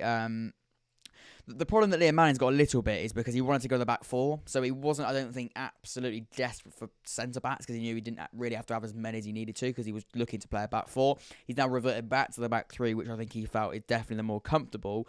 And he's now probably going to be looking at that squad going, could do with another couple of options. Lewington is getting on a little bit now. Tucker's a really good pickup from Gillingham. O'Hara and Jules can also play all in those positions there. Still a little bit weak though. A little bit weak in my areas defensively. Left side, right side, and those wing back areas, I don't see a problem. Centre mids, I think, are really, really good. Devoy, I think, is a really good pickup actually from the Irish club. Barry, Holland, Nathan Holland that is, Will Grigg, Coyote, Burns on that right hand side, again the lad from Ireland. I think he's going to be really exciting, and certainly they've gone down that long term road. I mean, someone should put it there, Uzi, bye Twine. Yeah, you can see there that the departure score 3 out of 10 is probably that. I think Scott Twine leaving the club is such a big loss. Harry Darling the same as well, and hence why they're probably going to get a 3. So far this season it hasn't been amazing. 4 out of 10 I'd say. 7 for depth and arrivals. I think the original Wimbledon did well this summer, as in the Wimbledon in League 2 you're talking about. 7 and 7, yeah. I'd say that the depth is good in a lot of areas, other than maybe the centre-back area. Arrivals, quality of them, 7 out of 10, I'd say. But a little bit, maybe suspicious. What I mean by that is that I'm still yet to make a complete judgment on them. 3 for departures. Scott Twan, like I say, Harry Darling, big losses, and others as well. But they are the 2 big ones. And 4 out of 10 for so far this season. For me, they're in there. They do worry me. Look, some of the players they brought in are good. And again, they've gone down that long-term sort of road. However, some of them are so young, I'm still sort of trying to work out exactly what they're trying to do and where they're going to fit in that long-term plan. And also, again, like I say, the players that have left the club were so good. I mean, Twine ripped up League One last season and was so influential for MK Dons. And I'd say, I mean, a really, really significant part of their success. So losing him was always going to be a big loss. Right, let's go to Morecambe then next. Morecambe, defensively, really worrying. Really worrying. They need defenders. They needed defenders desperately. They've got a couple of players in there, but they need more. If they're trying to play a back 3 in the long term, they definitely need to get more players in through the door and needed to, should I say. They can't do that now unless they go for free transfers. Goalkeeper department is not a problem. Left and right hand side, maybe could have done with another addition, but I'm happy enough to put them in green. Wide areas is a concern. A real concern. Striker option, they kept out of Stockton, which is important. However, his body language against Oxford recently has been, was actually visibly bad. So keeping hold of him might not be the best shout. But again, he's so good in League One generally as a striker, as a centre forward. You probably would keep holding him based on just his quality, but his body language wasn't good at all. They have got other options beside him, though. Again, those wide areas do worry me, like I say, and centre backs a little bit of a concern in terms of numbers. 5 for depth, 6 for arrivals, 5 for departures. I think Greg Lee's a big loss for them, and 2 for their season so far. They're in the bottom tier, unfortunately. Morecambe, you haven't had a good window in my eyes. Greg Lee, massive loss for Morecambe, criminally underrated player, yeah, and I think they're already seeing the big problems there. So, Oxford United next then. My club, I support Oxford United. How do we judge this window? You can see as well, bit of an injury crisis at the moment, you'd say. Let's have a little look at this. Let's go down to Oxford. The players we brought in, I think, in terms of quality, they're absolutely fine. I've gone with a 6. I could maybe a little bit, could go with a 7. It could be a little bit, kinder, but I've gone with a 6. I've tried to play sort of devil's advocate a little bit there. I'll look at the midfield options. We've got enough central midfielders, attacking midfielders, though I think we are lacking. Wide players, right now, you can see the players that are highlighted in red. They're the ones that are injured or unavailable. You take them away, ultimately, you're left. In fact, we'll do that just for visual effect. You take all these players away. These players are injured, for example. Just so you can sort of show, look, they're lacking. We're lacking. Centre-backs, problem. Left-back, huge problem. Wide players at left-hand side, problem. Striker, worrying. Right wing, probably get away with it. I'm looking at that entire squad there, and I'm going, depth-wise right now, you're probably actually looking at about 3. But again, with those players available, which is what we're doing, we're doing the entire squad based on, of course, those players being available. We now can't get those players back. That's amazing. We can. There we go. Again, there are options there, and you can do. There is availability to do that. So it's not looking as bad, but generally still, you probably would give it a 5. 6 for arrivals in terms of quality, 6 for departures. I'd probably actually let that down to a 5. I don't know why I've given it a 6. I'd probably go with a 5. McNally's a massive loss in my eyes. He's not even playing him for Burnley, which is criminal. He's a brilliant centre-back and actually really good in the attacking phase, I'd say, for Oxford. Bringing the ball out from the back, which sounds crazy as a centre-back. So we're talking about an attacking phase, but I think it's really true. The way he played out from the back in terms of his ball playing ability, but also his actually ability just to run with the ball. Why have we lost the transfers? This is annoying. This is the entire squad. Sorry, mate, but that window is poor. Bates is promising, though. Yeah, it's a bit worrying. Why is it doing it? That isn't really what I want, but it does show it, I guess. Yeah, look, it's not a great window. It's not a great window, and 5, again, in the way we're playing at the moment, it's getting a little bit better. 2 wins from the last 2, but generally it hasn't been an exceptional start to the season. Yeah, there's worry there. It's not been a summer to forget, because there has been some good players. Bate, I think, is actually a really good player coming in. I think Murphy and Wilshere, if they can stay fit, are going to be really good wide players. Joseph is scoring goals. Jones is, again, a really weird one, why he's not playing football for numerous reasons. Apparently wanted to send him out on loan. Anderson from Lazio, I think, again, if he can stay fit and also, become a regular player, I think could be really exciting. Finley, I think he's shown that he's a good defender. Is he an exceptional defender? Probably not. McGinty's a good young player. Brown is a player that can play in left back and centre back, which at the moment is an absolute lifesaver, because you look at Seddon's injury and the fact that we're very low in defensive area in terms of bodies. So you take that. Yeah, for me, it's got to be that worries me for Oxford. The players leaving the club are worrying, and the players that have come in, I don't think they've fully ticked all the boxes. But again, yeah, that's enough said on Oxford. I'm going to go with that there. Right, Peterborough United next then. Let's see Peterborough United. Happy with Peterborough's window. I look at that goalkeeping department and you're absolutely fine. Centre-back wise, you're fine into the depth. Maybe Watts' injury means you could go and get another centre-back in. But again, just because he's injured doesn't mean you have to go and get a centre-back. You can just wait until he is available. So I wouldn't be too worried about it. Left side, you're absolutely laughing with options. Burrows, Butler, Tomlinson and Randall are all really good options down there. Thompson, Fuchs, Taylor, Poku, Norburn, and the lad there with an amazing Cypriot name, I believe it is, from Crew? Might not be Crew, but no, Leighton Orient, I think it is. Brilliant option. Right hand side, you're fine. Ward is, of course, a brilliant player. And again, you've got some really good young players behind him there. Ricky J. Jones, Clark Harris, Marriott, Mason Clark Taylor, all really good number 9s. 8 out of 10 with depth. I think depth-wise, you're looking fine. 7 for the quality of the arrivals. Departure's a little bit worrying, I'll be honest. I will be honest. In fact, can we just bring it back to where we did have it? Yeah, a few players have left the club that do worry me a little bit. And by the way, if you haven't left a like, please do leave that like and also subscribe as well. We're so close to 3.1 thousand subscribers. We started the stream on 3,088. We're now currently on 3,093. We're 7 subscribers away from 3,100. Hit that subscribe button, please. It would do me the world of good, and this episode would do amazingly well. So, by the way, the interaction's been incredible. It's an interesting league, Div 1. Bolton fan, we can beat any of these. Bolton fan, we can beat any one team, lose to bottom teams. Yeah, it's a very funny league and difficult. So yeah, a few players leaving the club worry me. We'll come on to them. Can we look over to the overall transfers of clubs? I think we can. But the players that have come in and keeping off Clark Harris, I think as a striker should be noted. I think he's a really, really good number 9 and somebody that could have easily probably played at championship level, if not higher. Probably championship level, if we're being honest, and to keep hold of him is massive. Players leaving the club, there are a few that worry me. The one here, Smodmix, is that how you pronounce his name? Smodmix to Blackburn is a loss. That is a loss.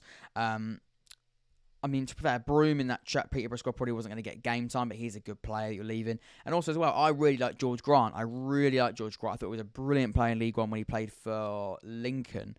He went to Peterborough, it didn't work out, and he's now gone to Scotland. But I thought he was a really good player. Clearly, though, Grant McCann didn't rate him and didn't do really well last season, or enough to keep him sort of in those long-term plans.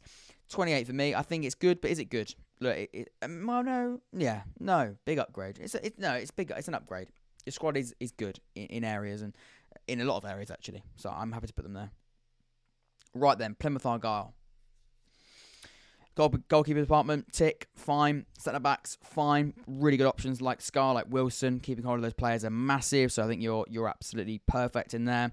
Left-hand side, Galloway, Mumbu, when Conor Grant becomes available after his injury. Again, that left-hand side is looking absolutely splendid, with options, keeping hold of people like Galloway and also Grant as well, even though he has been injured, probably has made that ability to keep hold of him a little bit easier, but generally the top-quality player.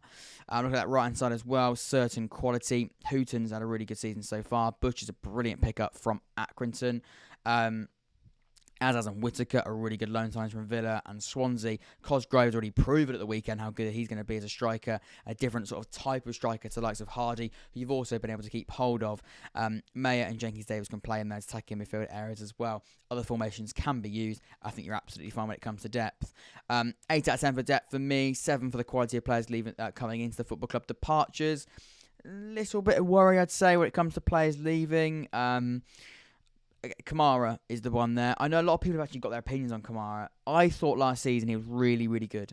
And maybe there's a few Plymouth fans that maybe disagree with me. And if that is the case, then feel free. It's opinion based, and this is purely based on opinion. You know your club better than I do. But I do believe he was so good last season, and losing him is a loss. Other than that, not a problem. Kamara is the only one, which is why you're probably still looking at a fine 6 out of 10. And on the pitch so far, you did a brilliant job, 8 out of 10. For me, Plymouth, you're in that big upgrade category. You've had a good window in my eyes. Your squad is in good shape, and it's doing well on the pitch so far this season. That does, for me, indicate you're having a good window. So, yeah, you're doing well. Right then, let's go to Portsmouth. Pompey playing that 4-4-2. People wrote the 4-4-2 off. People said it wouldn't be good enough. Well, I think they're absolutely, proving those people well and truly wrong. It's doing a brilliant job. A few areas to note, which I think could have been strengthened a little bit better. Goalkeeping wise, I think you're fine. Left back wise, you've got options. Right back wise, you've got a lot of options. Centre back, a little bit of an underrated concern. Players like Ogilvie can play there. Again, Robertson and Wright. I spoke to Tom from 4-0 written all over it. Amazing channel. And I think we spoke about how those players can play there pretty much most games because of the fact they haven't got, touch wood, a good injury record. They have got a good injury record, so hopefully that does continue. And if that is the case, and that's fine. Same with Morrison, you'd say. So you're absolutely, I think okay there. Depth is at least a 7, mate. I've gone with a 6. But I can do that. I'm happy to sort of compromise at a 6 or a 7. It's good we're sort of on the same sort of page there. I think the reason I've given you a 6 is because I think you need a couple. Let's say, because sometimes you have got to be hypothetical because hypothetical sometimes can be quite damaging and quite misleading, but sometimes they can be really important. Raggett gets injured, for example. You're then really low at centre backs. I think already you're losing. You're worrying me a little bit. Ogilvie can step in, but he's probably your best left back. What happened to my voice there? Your best left back. Wide players, you only need Dale to get injured or Hackett to get injured. You're short there. Players can fill in, but then you're losing that sort of depth. So you're definitely a 6 out of 10 because, again, hypotheticals can be, again, very misleading. But generally, there's a few areas there that haven't really been spoken about that could have been recruited better. But generally, though, the quality's been amazing. Bishop, I think, is a really good pickup. Colby Bishop's a brilliant striker. Definitely a really good George Hurst replacement. Pigott in this system's working so far really well. Scarlett on loan from Tottenham has been absolutely top class. Karoma is again a good option. Pack is one of the signs of the summer. Lowry's brilliant from Crew. Morrison's an experienced centre back, but also a very good centre back. Rafferty, Swanson are really good right back options. Rafferty proven so far this season he's a brilliant right back already. Swanson yet to really get an amazing opportunity, but I'm sure we'll prove it. Dale as well. He's a good young player and also somebody that I think already has proven to be a great start. A great option on that right-hand side. I think already starting his season well is what I'm trying to say there. Harness was all right, but the fee for him was irresistible with him being on his last season. Yeah, I've given you a 5 out of 10 for departures because Harness did leave, and I think Harness is a really good player. Like you say there, you're proving... with Harness, it's tough, isn't it? Quality of player, worrying. Losing him, what I mean by that is losing him, that is worrying. In terms of the fact that he's in his last year in his contract, and when you dig deeper into that departure, there are positives to take out of it. You got a good fee for him, and was he going to sign a new contract? I mean, again, that's a conflict question for you. I've just seen Tom there, 4-0 written all over it in the live chat. Was Harness going to sign a new contract? Again, we've got Leo in here. Was he going to sign a new contract? I'm not entirely sure. Either way, you get a fee for him, you sign him on. You can see there, 600 grand, for Marcus Harness. It's not a bad fee at all. For a 26-year-old, the damaging part of that transfer is he's a brilliant player.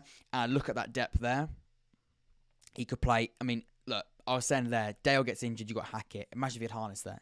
Same with, I guess, that left-hand side. He can play on the left. Imagine if Curtis gets injured or Jacobs gets injured. You can play Harness there, and he probably would start. So you've got those different areas where I maybe think you could be lacking a little bit in a couple of injuries. You could be short. But don't get me wrong, the players there are amazing.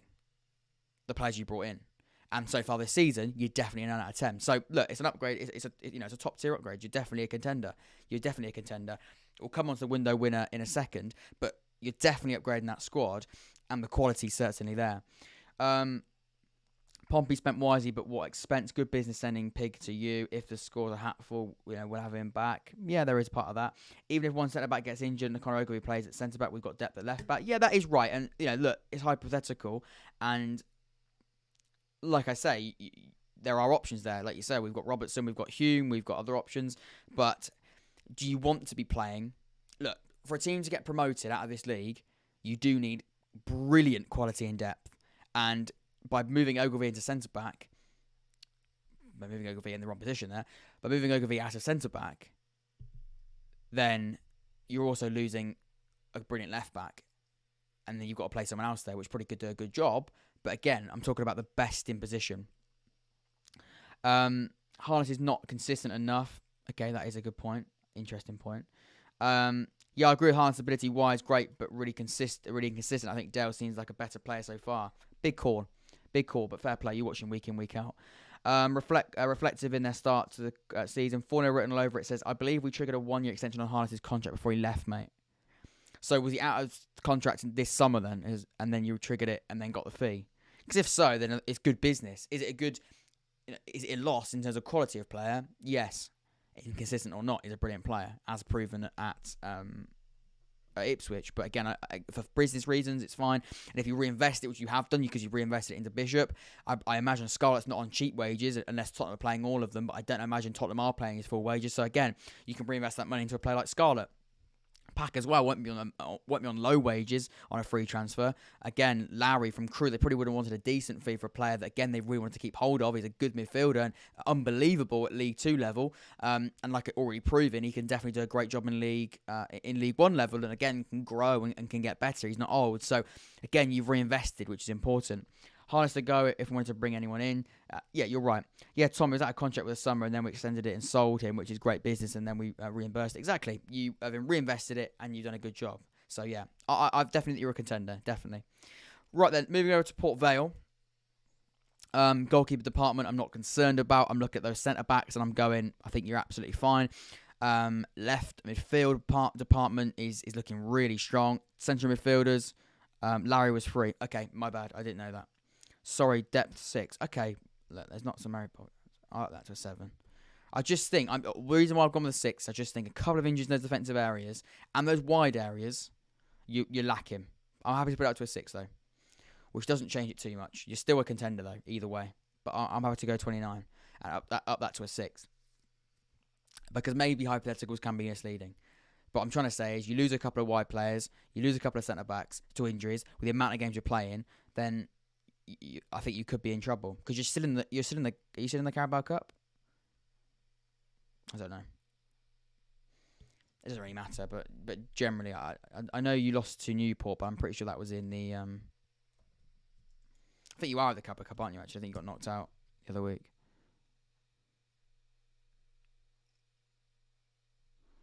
Let's see. Did you get knocked out of the Carabao Cup? Yeah, to Newport. So I guess you haven't got that competition to worry about. So I guess that isn't as much of a problem. Right, let's go to Port Vale then. Like I said, as I was saying, midfielders, you're fine. Wide players, you're fine. That right-hand side, attacking midfielders, I think you could do a little bit more, but generally I think you're okay and you'll get away with it. Strikers, I think you've brought in some really good names. Butterworth is a really good option from Blackburn. Harrison as well is someone that, again, a few question marks whether or not he's going to score enough goals in this league, but it's certainly in a physical presence and somebody that I think can cause problems. I think it's been a good window. I think you definitely quite strengthened in terms of depth. 7 for depth is fine. 6 for rivals in terms of quality. Some of them are a little bit unknown, so I can't really give you too much. I've gone with a safe 6. 7 departures. You've lost, again, I've given you a 7. You haven't really lost anyone, so I'm happy to have a 7 for Port Vale. No one there worries me. Maybe Gibbons, but other than that, again, these are players that are going out that you don't really need to keep hold of. Jack Taylor to Morecambe, but again, doesn't seem too much of a loss there. I guess Gibbons is the only one. Vela did a lot of quality opinions, but quality options, but not sure the gaffer knows his best 11, as it might take a few weeks to gel. Yeah, and that's what I mean, Andrew. You make a good point there. Your depth is good. The players you brought in, I think, are exciting. Again, the players you've got in those different, in those different areas is good. And so far, it's been a 5 out of 10. You're not having a bad start to the season. Essentially, you're doing okay. Just above that relegation zone. Accrington Forest Green are playing tonight as well. Is that a draw so far? I don't know. But you're looking at Port Vale, you're down there in 18th, but again, you're a little bit inconsistent. If you do, Andrew, get that consistent 11 going, and your manager does find out his best 11, then you're going to be fine. So, yeah, I'm happy to actually say it's probably a good window. It's probably a good window. You've added players in there, and if you can get that best 11 sorted, I think you'll be fine to stay up. I generally do believe that. Not sure if we discussed Wycombe as I've just joined. As is pretty poor, we only managed to fill in the gaps. Only matter from the gaps we lost from last season, we could have easily got a left back in place of JJ. Interesting. Right, let's go to Sheffield Wednesday. Then Sheffield Wednesday, we've got 66 people watching still, and if you are one of those people that haven't left a like, please do that. How many likes are we currently on? How many likes are we currently on at the moment? A little bit delayed. 66 likes. If you haven't left a like, please do hit that like button. It really would mean the world to hit that like button. And also subscribe as well if you haven't subscribed. We are, I believe, very close to 3.1.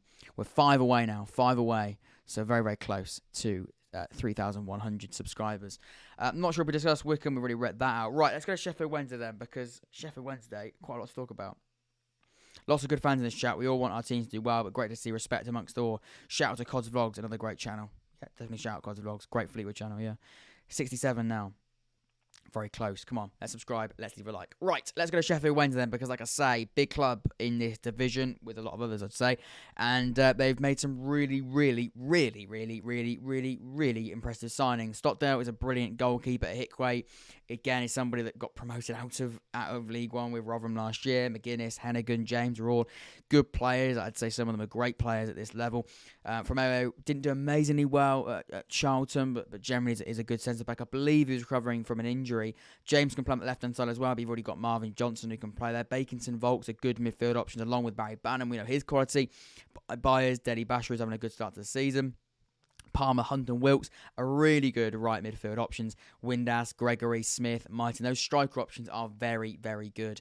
9 out of 10 for depth. I don't really see a position there where I'm worried at all. 9 for arrivals. The quality of those players coming through the door are very, very good. 7 for departures. No real worry there. No real worry. Let me scroll down to departures. Here they are. No, not worried. Mendes Lang maybe, but again he's 30, so is there a huge issue there? Will Smith was a backup goalkeeper. Sam Hutchinson was 32. Sanio Berrino wasn't great. Dunkley was struggling for fitness. So yeah, I don't see a problem. It's definitely a 7 for departures. Not a problem there. 7 from the pitch so far. It's been a good season so far. Has it been top tier? I mean, it hasn't been top tier, but it's been 4th in the league. Let's not get too overboard. I know you lost the last game, but generally still you analyse that start to the season. It hasn't been bad. Should it be a little bit better, you'd say, with the players they've got? Maybe, but still there's time and the options they've got. And the reason why I'd say you got a 9 out of 10 depth is you're still trying to find out the best team. You're still trying to find out the best 11. Does Palmer start on the right, or does Hunt come in? Does Wilkes now come through the door and plays at number 9? Little bit weird how Smith isn't playing as a striker all of the time, whether that's a fitness thing or maybe he didn't have a good start to the season, but playing him, I probably would go over Windass or maybe Gregory, I don't know, but Smith to have him on the bench seems weird considering the amount of goals he scored in League One last season. We have a great squad, but if they can be asked to play, it's just nothing. Tom, we look weak down the left. Johnson not playing well. Lungo, the GOAT, Lungo story, big misses for us. Yeah, that is true. Barry Bannon is unreal. What a player so far at this level. He's exceptional at this level. He also can play as an attacking role as well if they want to play with that attacking number 10. Impressed. Very, very impressed with that. For me, certainly a contender. No doubt about it. They're in that window winner contender. Right then. The final two. It's taken a while, but we're getting here. Let's go to Shrewsbury, because Shrewsbury got a little bit to talk about here. They've had a really good window, in my eyes. Goalkeeper, fine. Centre-backs, fine, I'd say. I mean, Dunkley's the one to watch out for if he gets injured, because he has got a bad injury record. You could be a little bit weak in that defensive area, but still the quality is there. Nurse, O'Brien, Leahy are options at left midfield. Leahy can play as a centre midfield and done a good job so far this season in that position. Bayliss, Moore, Barlow are good options there. Maybe because there's another one, because again, Leahy moves on that left-hand side. If he needs to, you then are looking a little bit short. Same with Moore. Moore for Bristol City is a good addition, but he can play at centre-back. You lose someone like him in centre midfield, you're lacking a little bit. Right-hand side was looking good anyway. Add Winchester to it, it's even better. Attacking midfielder, could be doing another one for me. Shipley can play it. Pike can play it. Shipley can also play on that left-hand side. Caton can play as an attacking midfielder. Striker, massive blow for Udu getting injured. Such a blow. Depth, I go with a 5. There's a few areas you could be doing a little bit better. Quality of rivals, definitely a 7 or an 8. I've given it a 7. I've been a little bit harsh, but the quality of players for Shrewsbury are very, very good, and the squad now is looking much better. Still a couple of areas and a few tweaks I'd make, though. Another centre-back, another midfielder. Definitely another attacking midfielder or another forward-thinking, attacking creative option in there. I look at the striker options. They have got options now. Some of them a little bit unknown. We know about Bowman. We know about Street. Again, he's a young lad. So, again, a little bit unknown there. But generally, you're looking fine. 6 for departures, a couple of players leaving. Vale was a bit of a loss, I'd say, among others. A couple of other players that have left that you could be a little bit concerned about. Wally may be going to Accrington, but again, we know that he wasn't going to be playing every single week. But yeah, Vale's the big one, I'd say. There's the big one. Winchester is a loan signing, so again, you haven't got him for the entire season. Well, you have got the entire season. I'm talking long term. Yeah. 5, 7, 6, 6 I've gone with. It's a good window. It's a good window. It could actually go higher. It could be in big upgrade. I'm going to put it there. The squad is looking better. No, I'm not. I'm going to put it there. But it could be higher. It could be higher. For me, it's one. Simon White, who played in the game. Played in the Prem.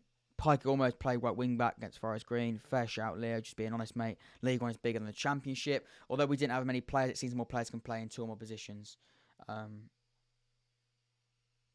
Okay, yeah, I'll upgrade it. I'm happy to do that. That's why it's interactive. I've got cramp, by the way, on my right foot. It's bloody hurting. Right, let's go to the final team then. Wycombe Wanderers. Gaff Ainsworth's Wycombe Wanderers. Hasn't been an exceptional window. I won't lie. It hasn't been exceptional. Depth is looking okay. Centre-backs are looking fine.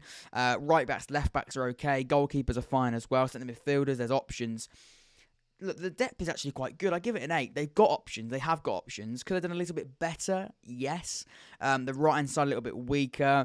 Again, they've had Vokes being injured. They've sort of shown that when Vokes gets injured, they're not really sure what to do through the middle. And Handon as well. Meda's a little bit unknown as that striker. So, a few injuries have already proven this season. It's a little bit hit and miss. The players they've brought in as well, I'm a little bit reserved in judgment. Meda, very unknown. Morecambe's a good centre-back if he stays fit from Fulham. Goalkeeper, I'm not too sure I know enough about him to make judgment. I'm going to sort of sit on the fence there. But other than that, it's been okay.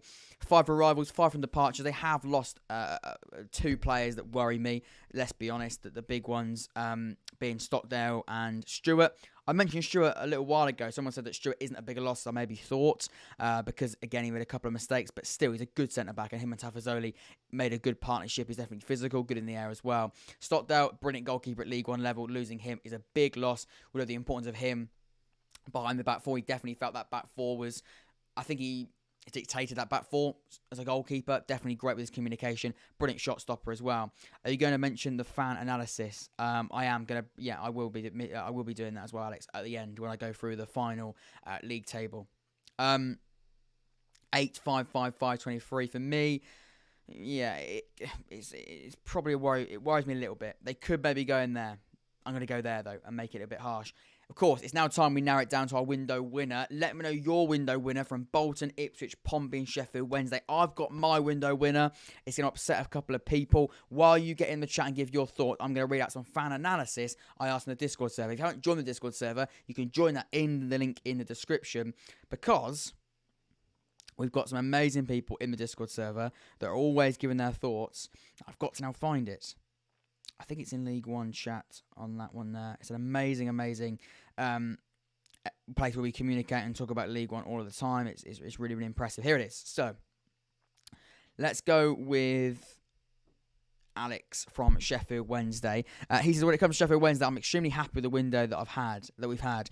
The players that we've brought in have surprised with the fact that we've persuaded them to join us. The main players we've lost, in my opinion, have, in my opinion, improved on them. The loss of Sam Hutchinson will ultimately hurt us as he threw away into tackles for fun. We brought in Michael Hickway from Rotherham. I think is a good option as well. I'm not going to read all of it, but you can definitely check out the really good options they got there as well. Cameron Dawson, who has an amazing loan spell from Exeter City. Stockdale coming through as a good goalkeeper.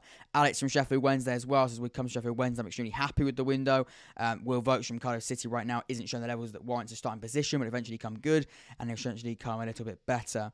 Again, it's a massive paragraph, and I will actually do, to be fair, I feel sorry because they've written so much about it. We haven't got enough time really to do too much on it. I'm going to do another episode sort of doing a dedicated one to this, I feel, in the future. Definitely be talking about this. We'll be doing a call-in very soon as well. We'll mention this in the call-in specifically.